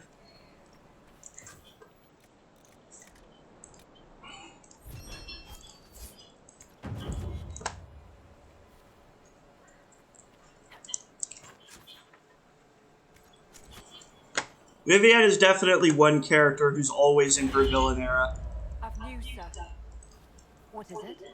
Could prove useful, sir. What? Hmm? I've got news for you. Does not elaborate on the news. She handed me a letter, I think. Oh, okay. I was just gonna say, what kind of Yeah, she aggressive shit was that? No, she just handed me a letter, I'm pretty sure is the idea. Fully believe me. She's like, I've got news, but I will tell you what that is. I mean, I will say that is kind of funny because they do just come up to you and like, oh, I've got news. You know, it is the one area that does start to feel a little bit like the arrow to the knee thing. I don't like that noise. Okay. Nope.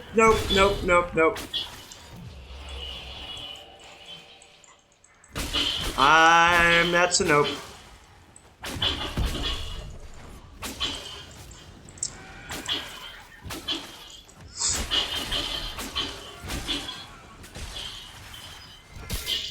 Whoa. Yeah, so that is a gravid spider. Gravid? A very pregnant looking spider. Oh, yes. True. Yeah, we should probably make sure that a bunch of babies don't, like, just pop out of that thing. Yeah. I've seen videos where people, like, are like, they don't realize like attempting to kill like a pregnant spider. And I'm like, that's like my worst nightmare. Yeah, that's. I'm like, I don't want. You don't want like babies spilling out of it. And, yeah. To be clear, I'm fine with actually spiders most of the time. It's just the quantity of spiders. Oh yeah, for sure. It's like I don't have any problem with a single ant, but if I just like find like, you know, something in my house that just has like a whole swarm of ants over, I'm like, oh god, no. Yeah.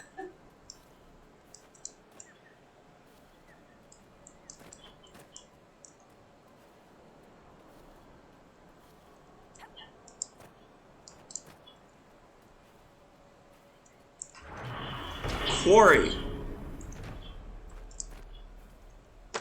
Actually, I think it is funny that you have to melodramatically put like a flag up just to like claim some rocks. Yeah. Like, good for us, I guess.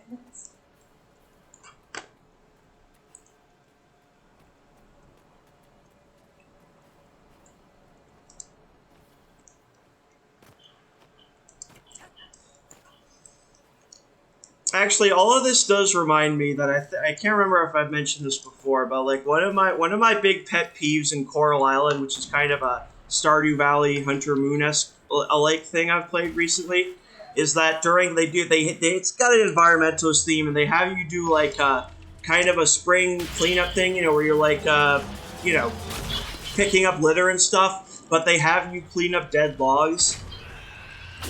And I'm like, you're not supposed to remove dead logs from the forest. Like, dead logs are supposed to be there.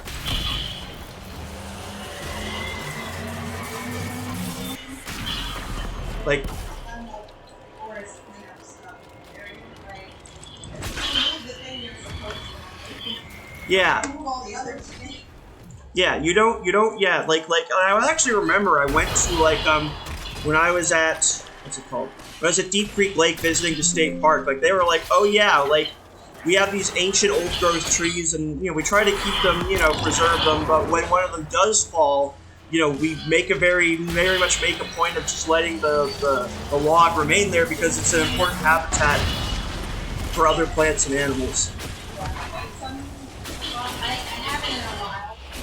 I used to do a couple of like the resident association clean up stuff for like there's one for like invasive species.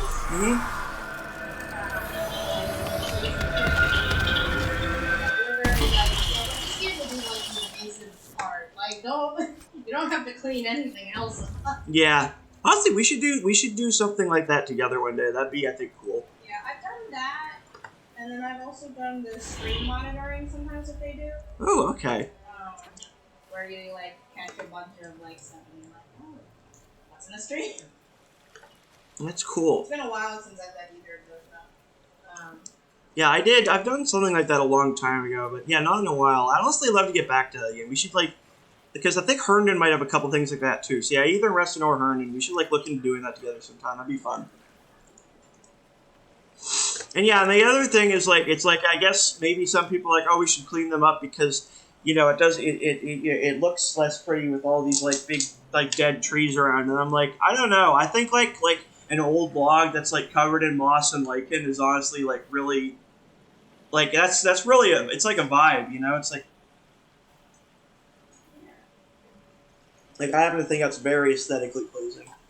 If you can't like appreciate a mossy log, you know, you don't get me.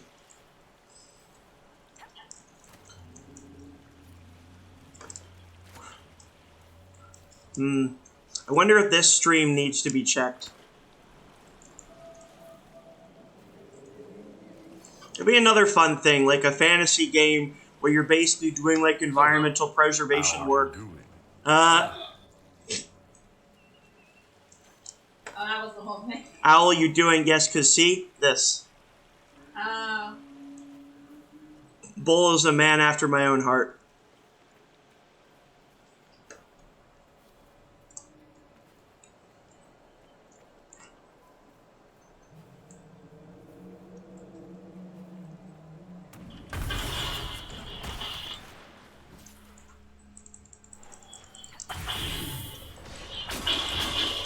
So yeah, like I'm just imagining, like, okay, you gotta like you know, we gotta check the stream water quality. We gotta make sure, like, okay, alright, do the undead living at the bottom of this swamp, are they getting enough vital nutrients?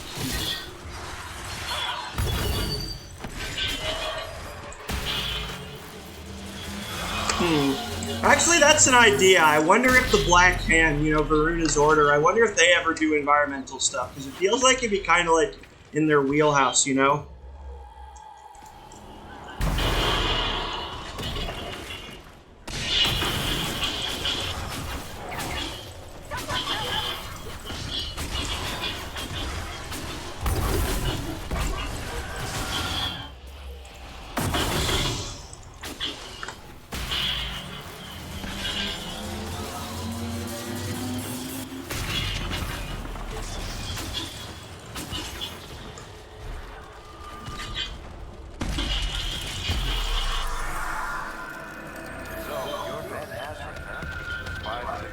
Oh, well, they're very chatty today. I spent some time in Kirkwall. That must have been fun. You could say that. I wish you guys would have been this chatty earlier.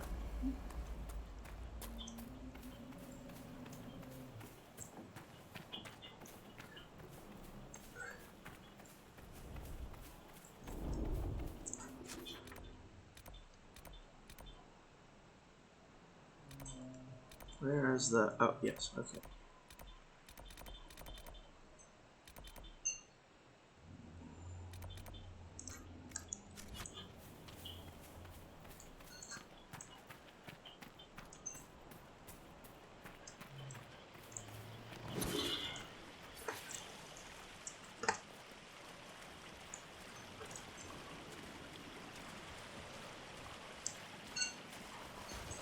Oh, it's a nug. Hello, little friend. Oh, shit!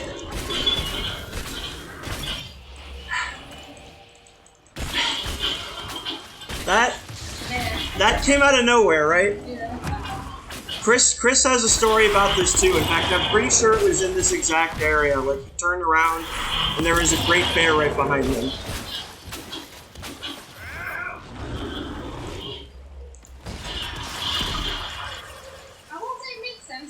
Swim, but also I didn't necessarily think that they could. Yeah, well, I mean, this is shallow enough. It could just be waiting, I think, but I'm not sure. I don't know if they're from pigs. I've seen aquatic pigs before. True.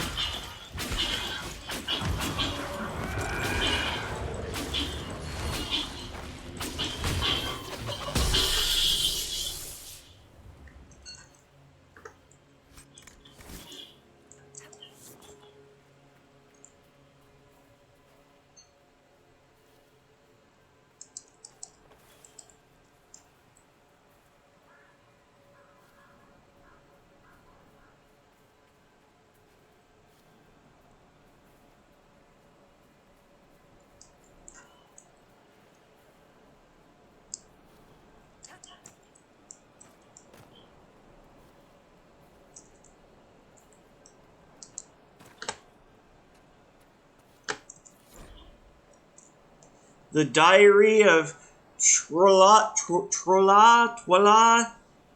Urtubis? I don't know how to pronounce it. Yeah, I don't know that one. I was gonna say, that's a rough name if I've heard. That sounds like a name you'd be voting for. Yeah. Troilus Herbice. Troilus Herbice. That still sounds like a name you'd be bullied for, honestly. The stormy menace makes noise like a provoked cat. It's surrounded by 4 wraith-like demons. I've named them Primus, Secundius, Tertius, and Dummy. What Dummy do to you? Well, I think he's about to explain. The first 3 orbit the menace like patrolling guards. Dummy follows, but often pauses and heads in a different direction.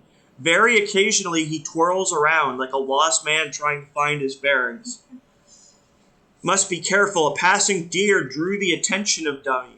For once he demonstrated a tremendous purpose, felt almost proud. That pride was quickly replaced by great distress, observing what followed. Deer should not bend that way. Another menace seen farther down the river. It seems in its infancy. No demons. I believe I have enough knowledge of the behavior of the menaces to attempt to destroy one. I will attempt this with the nascent menace, which I think since it's stormy, I think that means a rift. Caution is key. I kind of feel like the fact that we're finding these notes scattered around is not a good sign of what happened to this guy.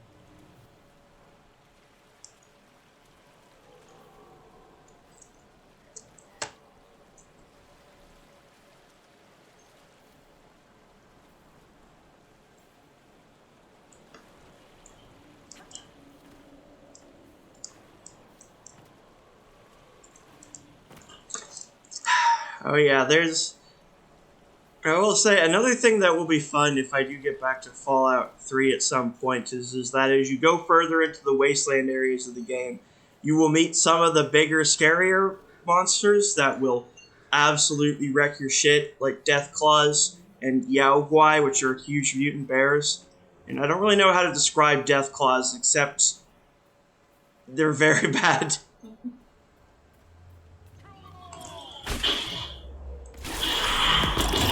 Like, they're very fast and very large. And they're basically the game's designated, hey, if you see this in an area, do not go there, monster.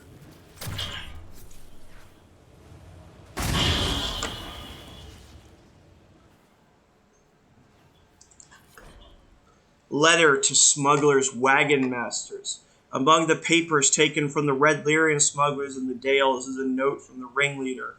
Beware that Red Lyrium. Our mage claims it's much more potent than the blue. I'm just imagining like Gatorade flavors, you know? And I mean, like, I don't know, like blue Gatorade is like potent, but I'm generally a blue fan, except for Hawaiian Punch. I like their red, like fruit punch flavor more. But interesting.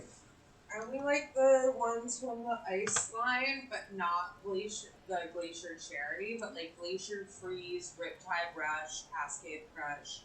Those are the best ones. The Gatorades? Yeah. Okay, so yeah. Light blue, the light purple. Ah. I don't think they make that one anymore. The light blue. Okay, interesting. I mean, if you were going to do like a Dragon Age cosplay or whatever, you probably could just like get like basically like Gatorade bottles and like put the contents into like some kind of old timey vial. yeah, And then you'd have like red and blue lyrium. yeah. So yeah, it's like serving. It's more potent than the blue. Like serving brandy in an ale tankard. He said. 2 nights later, he went crazy, frothing and screaming. We had to lock him in the madhouse. Looks like lyrium madness, but comes on faster. It's not all bad. Our new client, Samson, has his agents buying anyone who gets sick. For gold. When they bought the mage, I asked why. Samson's people said to make something better of him. For what they're paying, he must have something bloody spectacular lined up. Have the men be extra careful around the crates. Tell me if any come down sick. Keep the Y to yourselves. Kells. Another letter mentioning Samson, and papers with names. Cullen could use this. Didn't we already like arrest Samson or something? We arrested someone, definitely. I think we were sent to... Wait, who are you... Oh, we arrested... I don't know. I mean, definitely arrested quite a few people. Yeah, I think I just swore one of them was Samson. He might be. There might be. I think there might be someone with a similar name. But I think Samson is a character that we've talked about, and I think we've been investigating. I was gonna say, wasn't he a previous DEA character? Yes, he was. He was in Dragon Age 2. He also was like a Templar in Kirkwall, like Cullen, but one who was like basically got drummed out of the Force. Okay, I might just be mixing that. The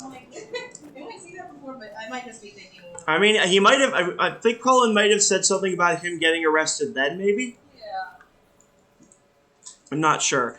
But yeah, now we actually can go confront him, which will be a little kind of thing for like Colin's story, so we can do that. First, yeah, let's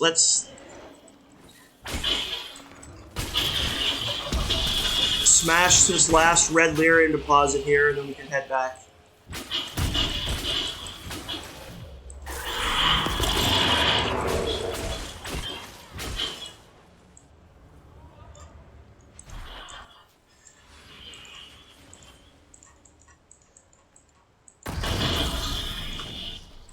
There we go. There's something to search for here.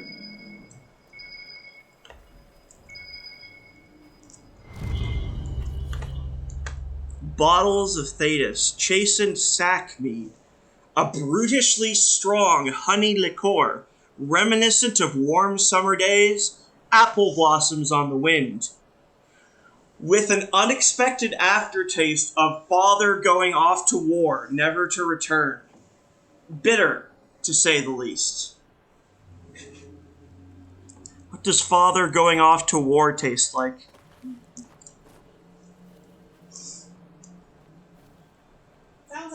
Sounds like a thing you would see on the indie makeup.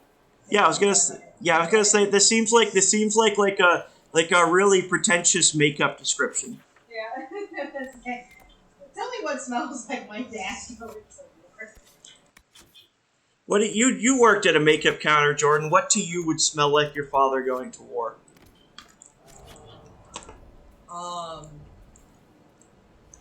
Obviously some sort of like salt base from your sad tears. Okay, yeah. Whatever, instead of freshly mown grass, not mown grass, 'cause Dad's Uh-huh. not there. No.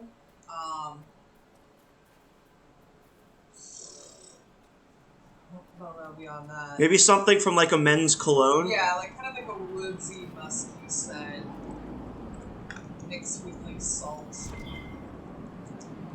Ah. Okay. I can see that. Alright, we scattered that guy's ashes.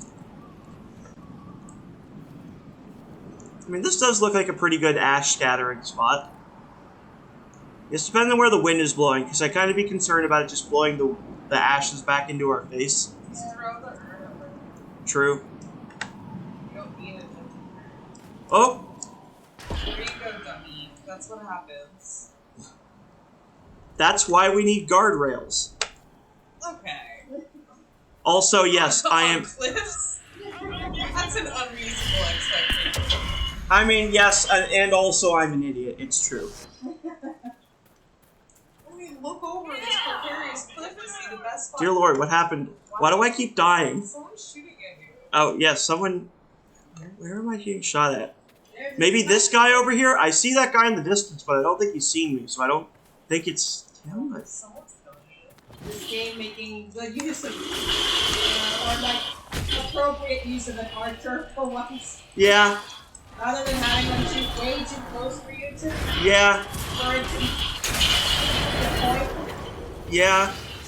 They're not only distance weapons, and they're using them at long distances. Yeah. Yeah, come on, Varric, stand back. Oh, Say I was... that about Skyrim. They do know how to stand back Yes. ways and shoot you with arrows pretty efficiently. That's my one gripe with this game. I'm like, why is every archer standing like way too close? Yeah, that is true. Like, the The Skyrim... one's Yeah. going like up close range, just like- firing arrows. What are you doing, I'm like, bro? that's not the point of an arrow. Yeah, no, you're absolutely right. Like, Skyrim is pretty good at that. The archers definitely do hang back. You need to be far away. Talking like military strategies and Sid with my dad the other day. And she's like, wow, how do you know that? You know how to fight wars than me. Like, just because I don't like to do it doesn't mean I don't understand the basic mechanics of how you would arrange an army. Mm-hmm. I'm like, obviously you have your front line, like, cavalry and, like, There's like ranged units in the back. There's like your army commanders in the way back. Like, it's pretty self-explanatory. Yeah, no, it is. I mean, we should get Robert here. He knows all about that military history stuff. He was just explaining to... What?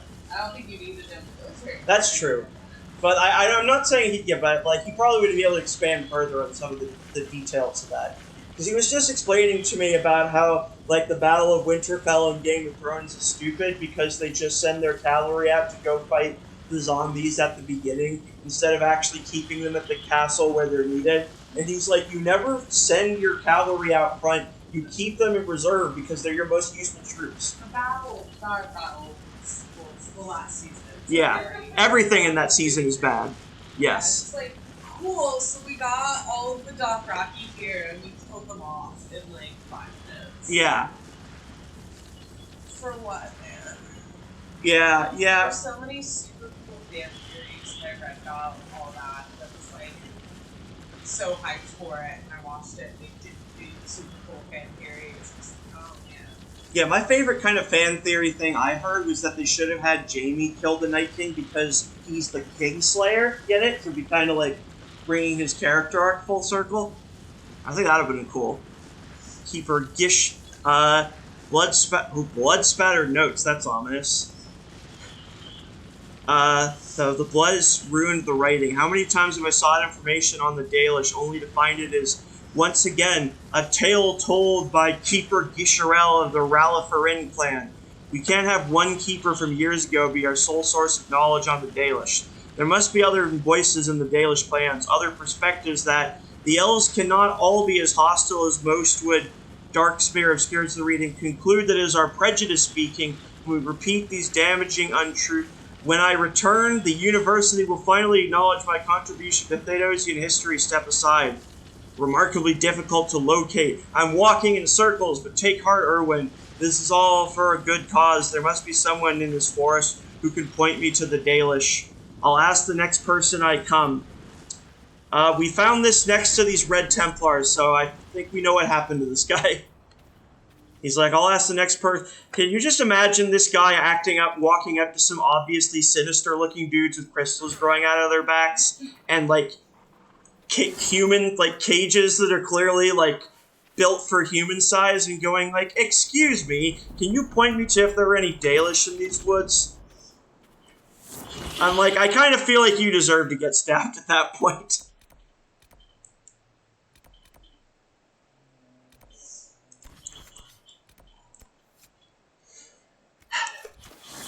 But yeah, like, it's interesting. You know, Skyrim, as an RPG, in a lot of ways, it's not super deep, but there are certain parts of it that, oh, look, a dragon in the distance. Maybe let's come back to that later. But, you know, I think you can definitely appreciate there are certain parts of the game that really are kind of, like, you can tell they put a lot of work into, and definitely, like, certain aspects of, like, the enemy AI, like, definitely is, like, impressive. Like, again, like, that, you know, they're very good at, like, at a certain range, they'll shoot arrows at you, but then they'll switch to, like, a sword, you know, at closer range and stuff. And, like, enemies can, like, make different formations and patterns. Like, that part of Skyrim is definitely, I think, pretty well done. And I do love Inquisition, but the AI is definitely a little shaky sometimes. Like, that's why we, of course, keep making fun of Dorian for being bad at necromancy.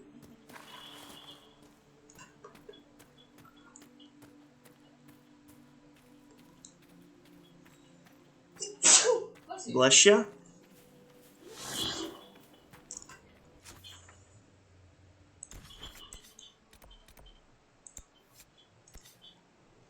Now we gotta take those smuggler letters to Cullen.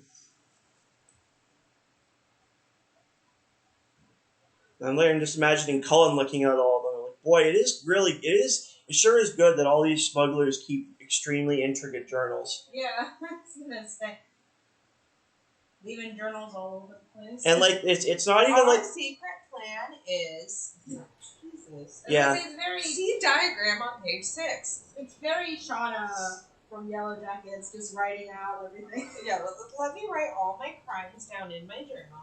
But Mhm. also, like, not. It's like they need to be doing some Gone Girl shit where they're keeping a fake journal for years. I remember when Jeff's like, yeah, I read your diary. Like the code was like whatever. I don't even remember what it was, but it was like maybe it was like the plane ride number or something, and I was like, oh, that's what you were using this year. It was even dumber. It was like Callie's birthday or something. Or it's like, you gotta come up with a better I think it number. actually was. She might as well have just used a random number generator. That would have been a better. Honestly, Literally anything. Literally anything. yeah, the tip Liz gave me that I've been finding helpful as I've been trying to change up my passwords is just to use song lyrics. Yeah. So yeah, phrases in general, long sentences. And yeah, it is funny that none of these guys like use ciphers or whatever, because I feel like that could be kind of an interesting quest. You know, like, oh, we found the smuggler letter, but it's in code, so we have to like find someone who can decode it for us. Yeah, but then they're just writing it down. No locks.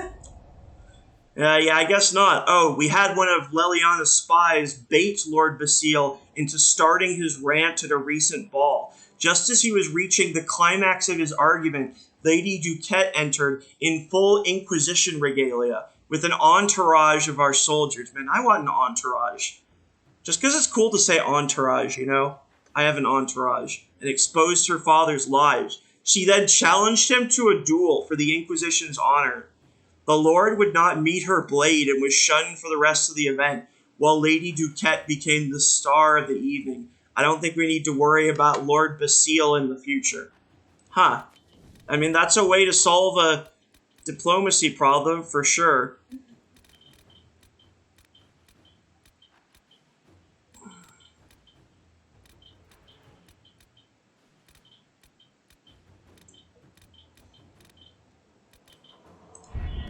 It's a solution.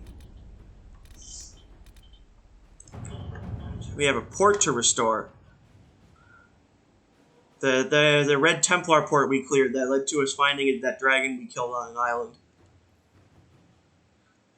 Oh, we can hardly expect a bustling trading center, but since we've established a presence in both Ferelden and Orlais, direct access to the waking sea could prove useful.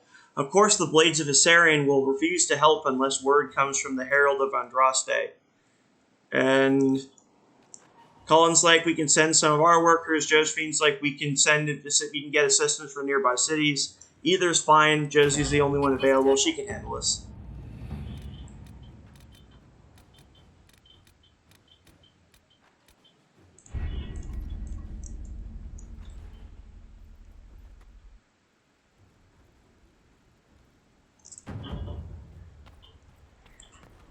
Also, with the war table, sometimes I kind of wish the Inquisitor would just go like, hey, could we get some chairs in here sometime? Yeah. Like, can't we just get it like King Arthur and, you know, just have like a round table? I was gonna say, is it like in D&D time where like, when you're like in initiative, it's like only a couple minutes? Like, how long are they standing at that table? I don't know. It's definitely kind of a decompressed time thing where it's like, it feels like we're standing there probably longer than realistically we should be. Although it is kind of funny to imagine, like, just imagine it's like the three of us, like, let's say the three, like because the three of us are deliberating together on what the Inquisitor will do, let's just imagine, like, in universe, it's like, I guess there are three Inquisitors, you know, us three, and, like, we're at the table, and we're arguing about whether it would be funnier to get Josephine to blackmail someone, and then the three of them are on the other side of the table, and they're just like, can you just pick something already?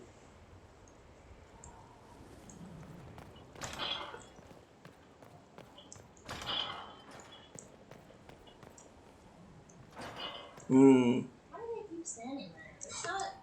You shouldn't stand there. Yeah, that's definitely not a great place to stand. Yeah. I was gonna say, like, the foot to space ratio. Yeah. Not good. A foot can easily go through When I there. find out what she's done, I will do something back. Of course, sir. What did you do? Like, upend his, like, table or, like... She put something under his table so it would be slightly off kilter, just to mildly annoy him. Yeah. It's kind of like Papers we found on the Red Captain Lily Holt. smugglers were exactly Oh, yeah. what we needed. We have the location of the Red Templar's main supply of lyrium. You'll never guess where. Sure. Below us. Right under Skyhold. Actually, it's better. Yay! Son, you've already dealt with the Red Templars there. That's the place we did, the snowy place. The past tense is apt. We should send some people to sift through what's left. With some luck, we can track the shipments from the quarry to Samson's headquarters.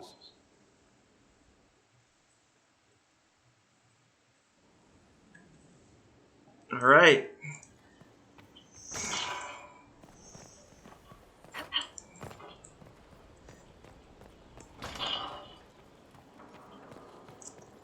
How can I help? I guess you can't. Later. Goodbye. Oh, I will say this mural. I don't know if you're taking a moment to really like absorb this mural, but it's interesting. There's like a palace. You know, it's Skyhold. I think that's like a griffin, which is it's a Grey Warden symbol. It's like a kind of looks like the Eye of Sauron tower, honestly. Or no, I think it's a person, like a really really tall person. Like, cause that kind of looks like a face at the top, you know. Or that looks like that looks like one of those Venatori bunny masks I was making fun of. And some wolves, and they all howl. They going oh! Oh, there's the Inquisition symbol. I'm not sure what this is. Like the sun, maybe? I think it's like the sun. I think there is some meaning to this, and some of it might be a bit of a spoiler, but some of it I don't quite remember. I'll also look up what this mural means.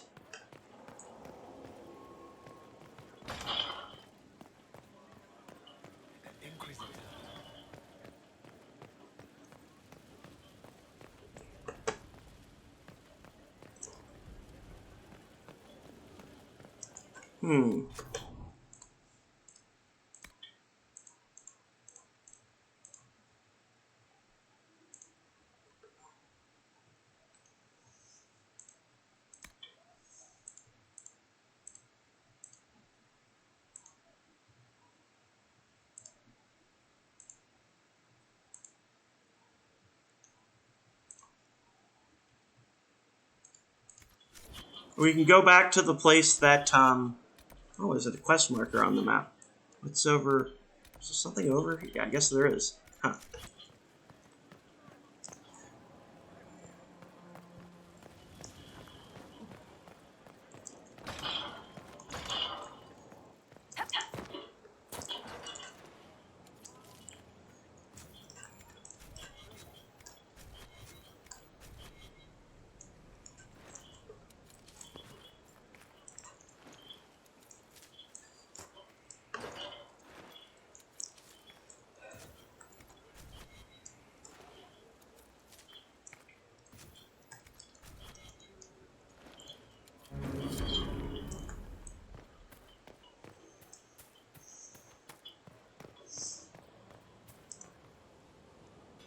Oh, I did see a funny. I'll send it to you, but I did see a funny drawing someone made. Because, like, look, if you romancing, like, it's actually like every romanceable character has their own kind of spot. You go to with them when you're doing, you're having your quiet time. And so, like, they were like, okay, but if you are romancing Josephine, then like, poor Morgan's just kind of standing there while the two of you are just like making out behind her the entire time. At least she's facing. That's why she's always facing away. Yeah, she's just like, I don't see anything. I don't see anything.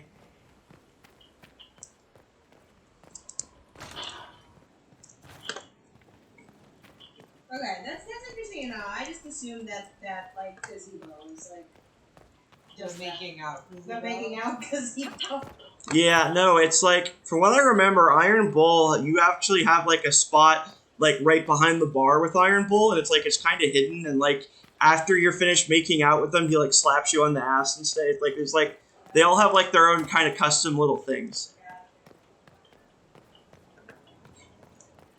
Or yeah, like they I think Blackwall, actually your spot with Blackwall is actually like in the little in that barn that he hangs out in. So I think for most of them, it's like, you know, it's related somewhat to where they are.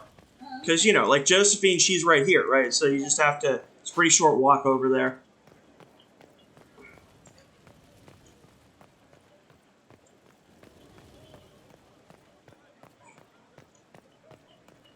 There's... Oh, I was right. I was trying to figure out what that that quest mark is. I think I probably have to go up another level.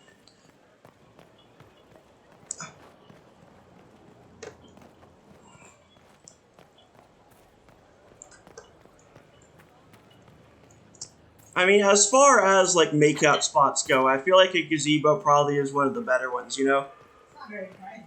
it's not private. No, Incredibly open. that's true.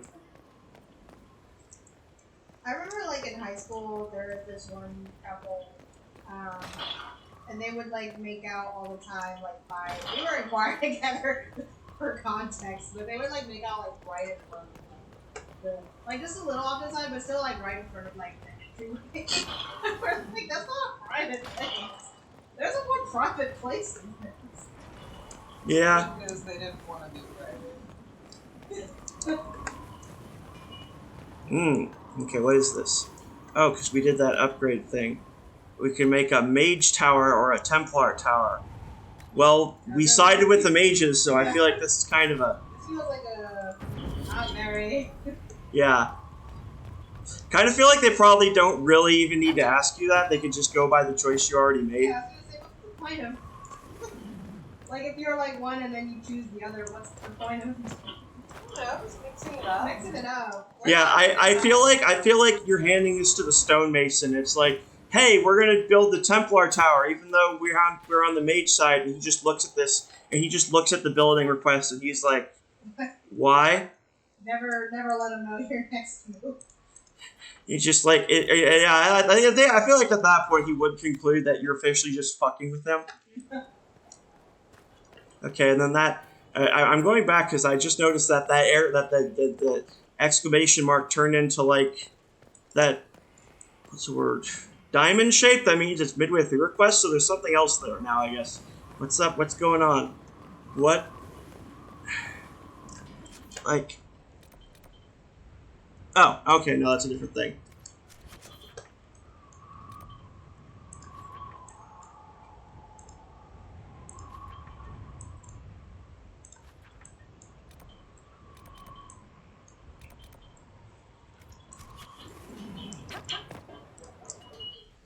Whoa! Damn. Did not expect that to happen. But, you know, we got down here.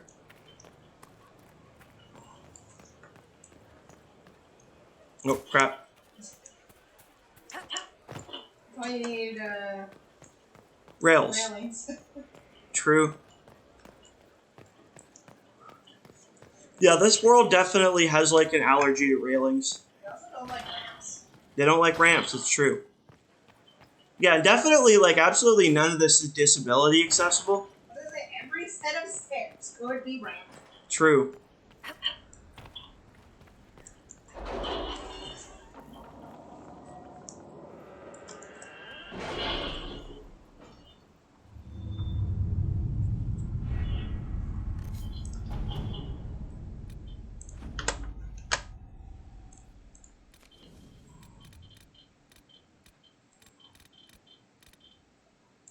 I have not asked in a while. How goes the hunt for Samson? We're close. I know it. If I can help you any further. Thank you. I appreciate it. Well, I was going to investigate the quarry like they told me to, but who do we need for that anyway? Probably Cullen, I would guess. It's something that's only gonna take like 20 minutes tops. Well, I mean, I kind of feel like whatever it is, we're not going to be finishing today either way, so... Because we can just come back to it the next day, you know, so I'm not too worried about that.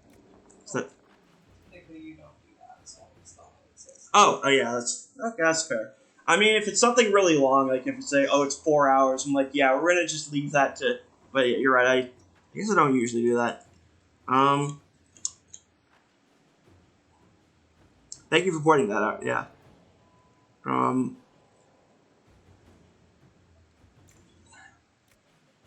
It also seems like a thing to come back to later. We can follow up on the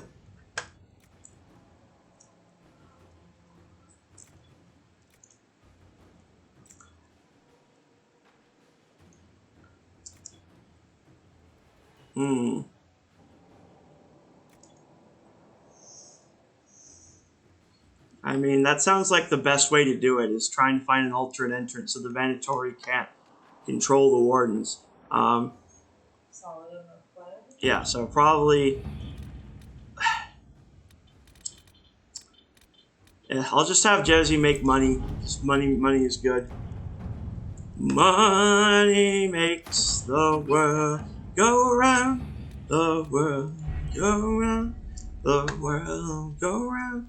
That's one of my favorite songs ever. Oh yeah, agreed. As a performance song. Oh yeah, it's money. You know, money. Then he does the part that's just I can never tell what he's saying. Like, I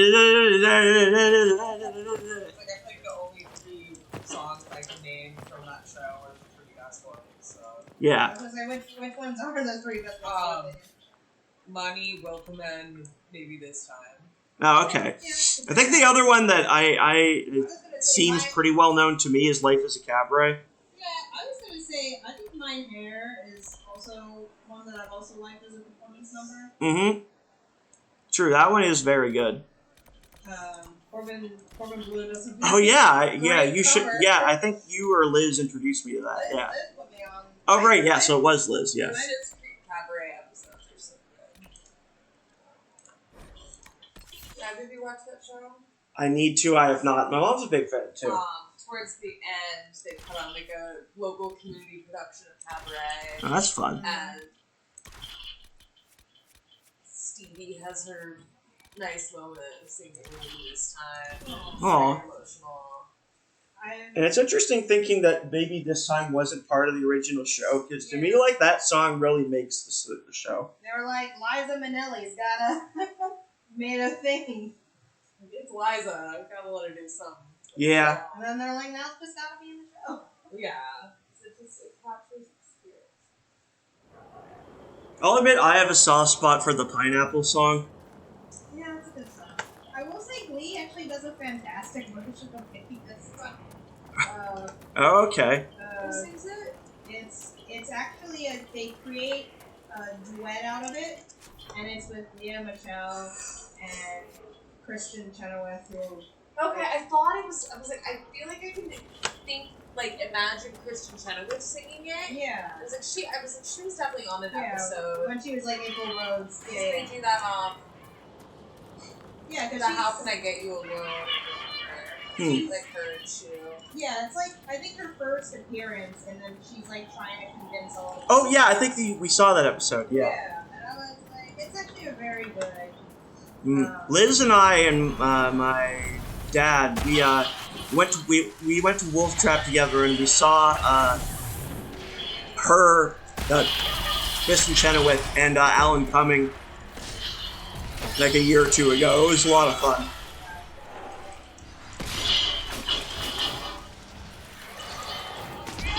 Oh.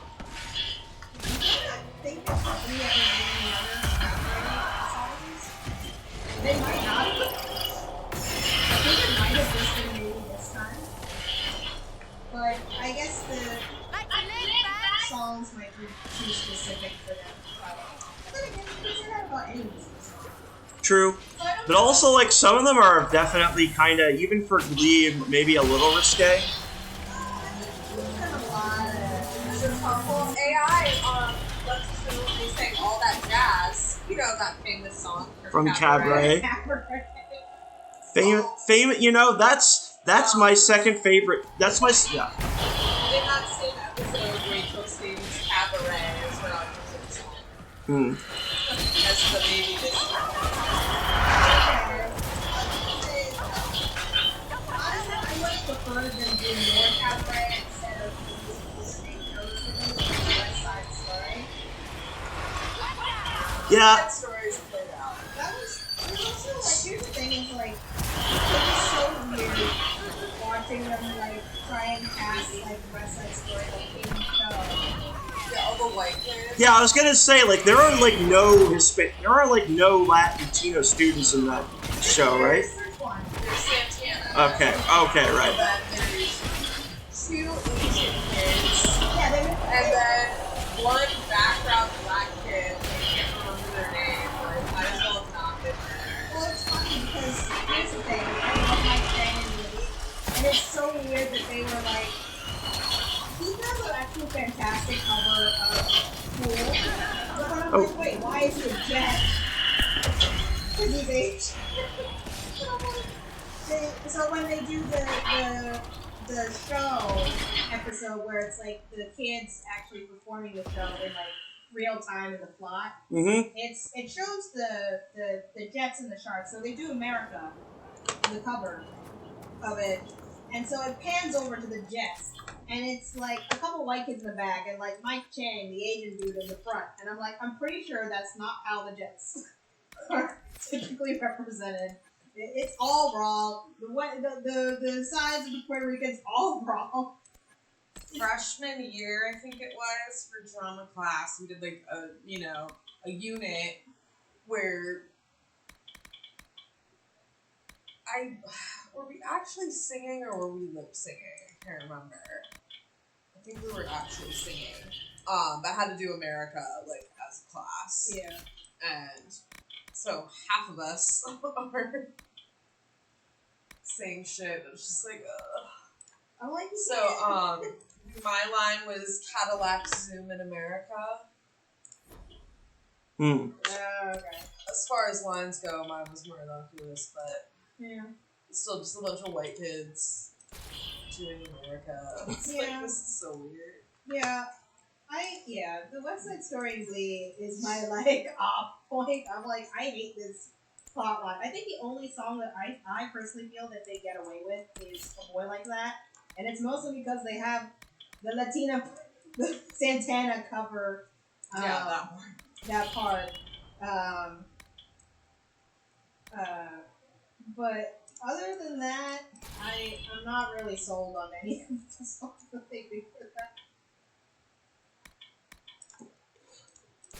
Yeah, like I think they're that is a very questionable show for this TV show to do. It's just like, I think when there are certain music, Accept the limitations that you have. yeah, there's like, at that point it's like, you might as well pick almost any other musical and you would have been better off. But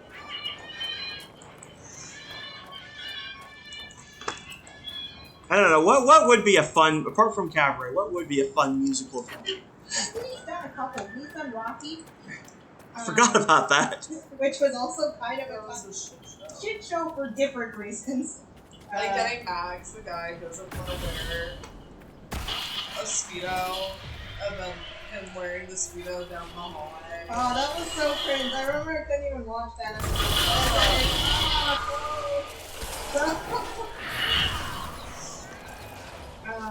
They did Grease. That's also kind of an overdone one, I feel like. Yeah. They did Rocky Horror. Yeah, they also Oh. did Chicago. But they cover a lot of songs from Chicago. Are any of those covers good? I think so. There was. They're fine. I'm not sold on everything. They're fine. I think I like the Bees. All That Jazz cover the best, but I think that's also a hard song to mess up as far as musical choices go. Yeah. Like, it's pretty classic. That's surprising. They never actually technically did a Chicago. Like, they never said, we, the new directions, are gonna put up Chicago. But they cover a lot of songs.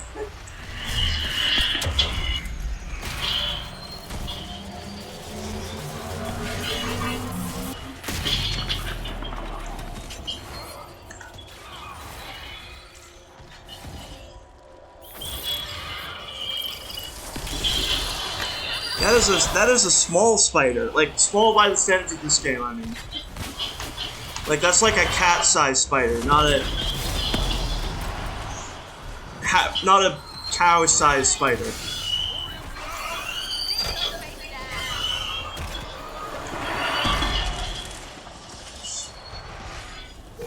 We could have done that. I'm a little sad that they didn't do was these little top cars. I think they could have done it. True, they could have. That would have. I think it's one that they probably would have done pretty well.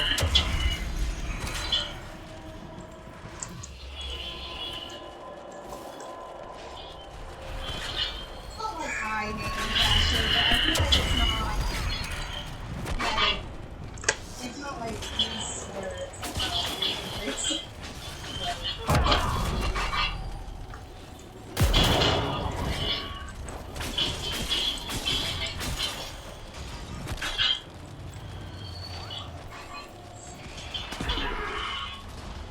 Oh.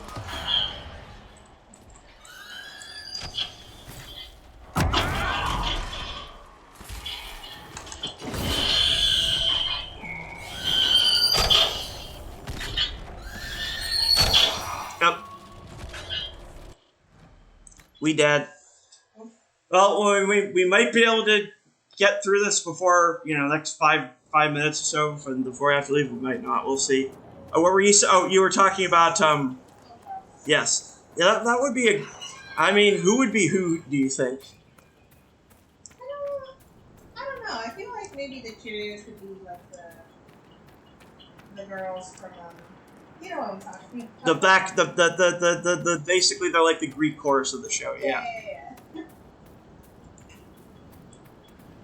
I don't think the Audrey either of the Audreys.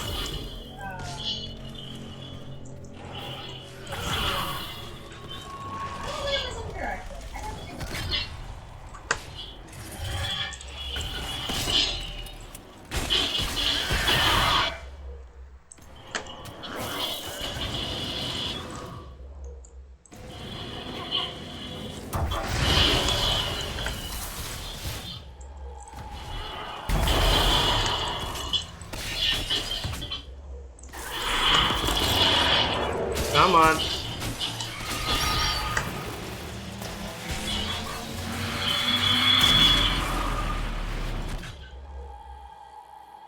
So you cannot.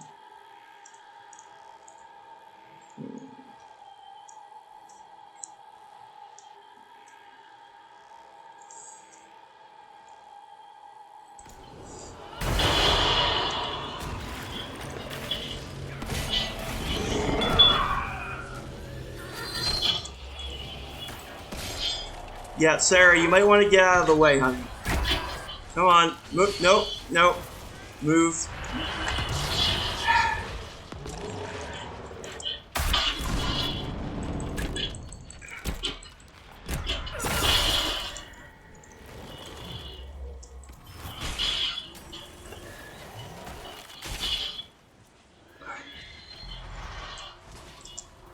Yeah, I feel like, okay, this is probably a good spot for an archer, right?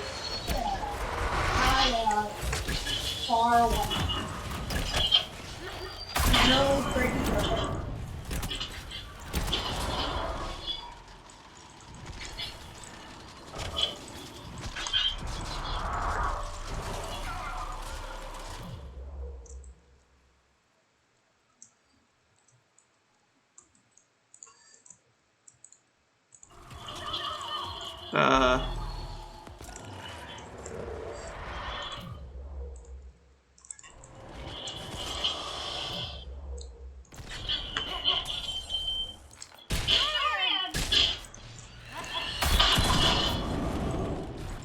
Alright.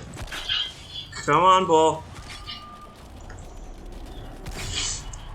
I mean, I will say, given the enemies in this area of the game are kind of specifically scaled up to be really hard to defeat even at high levels, bull has lasted relatively long in this fight. Okay, there we go.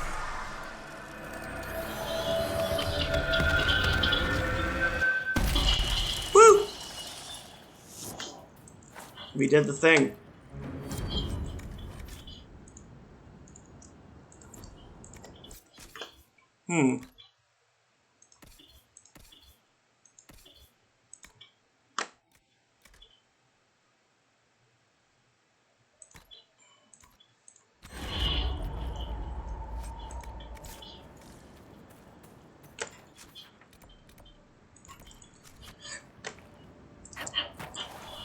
This is also a really pretty area. Although, again, this is supposed to be like, you know, like the southern part of Thetis is supposed to be kind of the colder part, so I'm confused why it's like this. But maybe this is like Fern Canyon. They called it a basin, so maybe it's like also just kind of like we're in like a little like air thing in the ground that's like kind of like a heat and moisture trap. Because those look like palm fronds, no?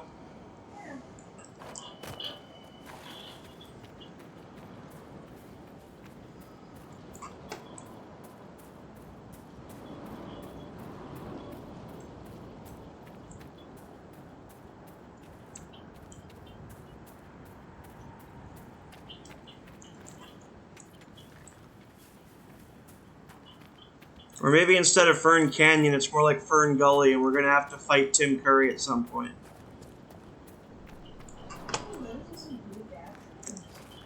Oh, wait. Oh, yes. Yeah, those are some pretty big mushrooms. It's too bad you can't, like, eat one and see if it makes you trip the fuck out.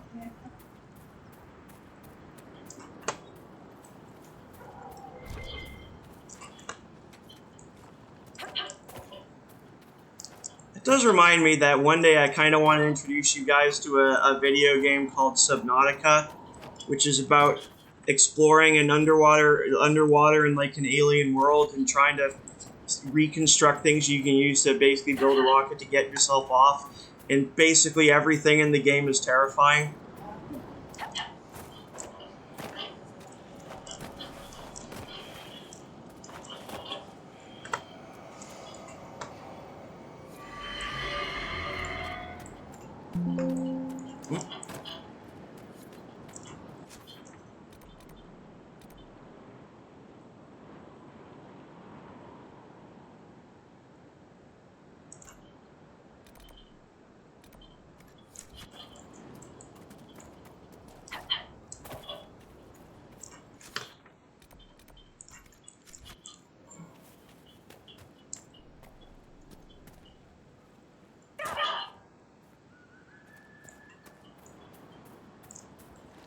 She just looks at the others and like, I meant to do that.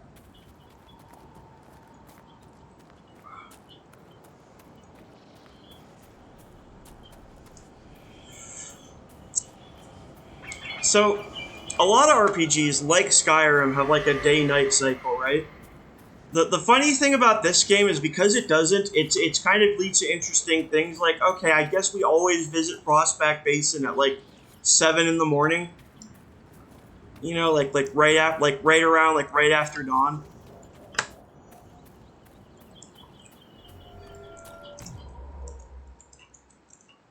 Oh, did I hit pause accidentally? Yes, I did. Oh. If I were Inquisitor, I'd be like, that's too early. We must 10 or later. Yeah. Maybe the Inquisitor is a morning person, I don't know. Oh yeah, speaking of which, I will say, just to confirm, you've got to check the Discord about what time on Sunday, but I think it's around like 9-ish.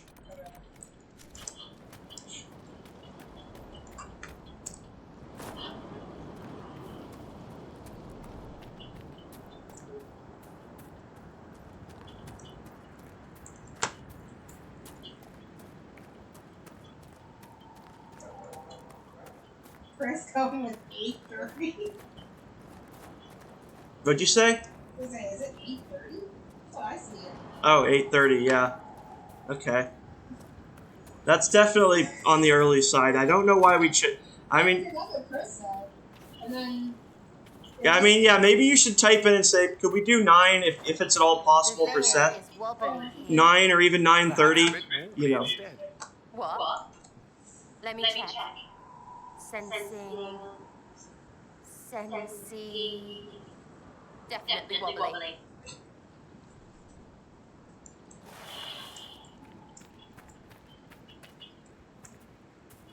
Because I think when we spoke to Seth, he said he didn't have something until like a concert that evening, so I feel like we could do it, yeah, a little later than 8:30. Yeah, I put it in the chat. Mm-hmm. Like I could do 8:30. But if at all possible, let's avoid that. Yeah. I wanted to do 8:30.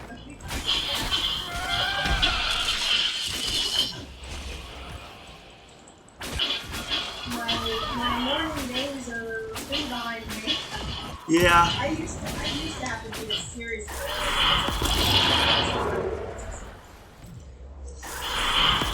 Mm-hmm. So I would get up in my job at 5 o'clock. Jeez.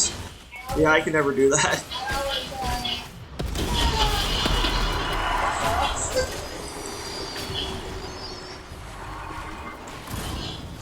I remember finding it when I got my 2007 break, and I was doing it with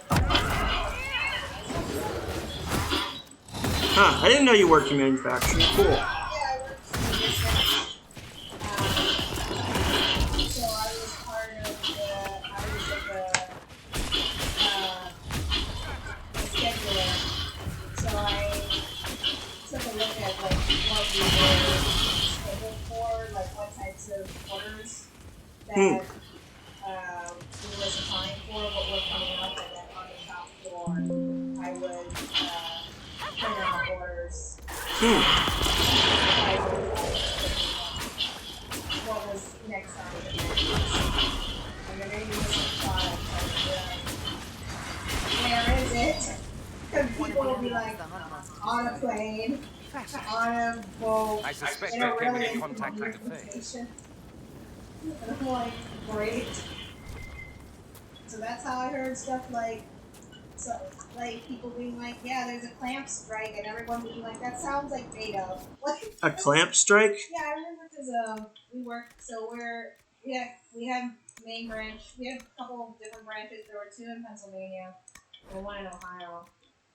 And on a call, we had kind of like a stand up, but it was, I don't remember the rate of it, but it was semi-frequent, but not every day. That we would just go through like our parts that we were missing. It was between like us and the buyers. It would be to the buyers. Where is like X product? And not me, but the guy who was like basically had my job but on the Ohio branch. He was like, where is X product? And one of the buyer responsible for that product was like, so I'm having trouble acquiring it because there's a clamp strike.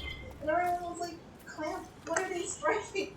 Like a clamp strike? The clamps industry? What is the clamps industry? The clamps are unionizing, don't you know? Yeah, you know, like the clamps industry. I mean, if you do manufacturing enough, not only do the workers start to form a union, but the tools also form It's not unions. that young rubbish where you're trying to convert me, are you?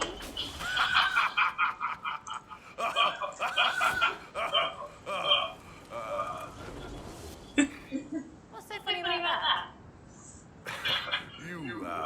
You aren't really Videthari material. What's that mean? I could be a Vivi, one of those things. Bloody good one, too. I think they revisit that later, but that's fun.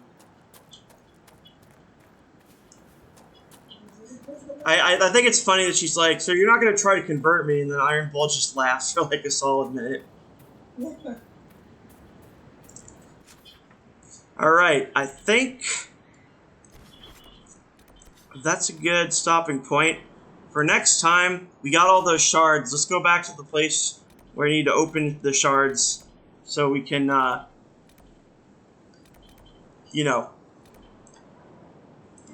open the door. We won't actually do that this time. We'll leave off there.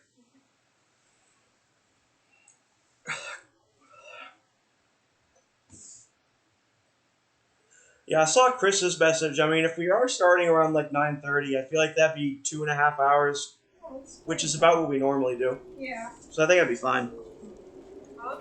Oh, sorry. Chris was saying he needed to be off at about noon, and we were saying, oh, if we started around 9:30, that'd be 2.5 hours, which is what we normally do. None of our our D&D sessions have been particularly long. Yeah. Mm-hmm. Yeah, I definitely know some people who do longer than us, but since we've been doing it a week by week, which, I know some people meet less often than that, I think we're still making pretty good pace. Yeah. All right. Thank you all for joining us, everyone.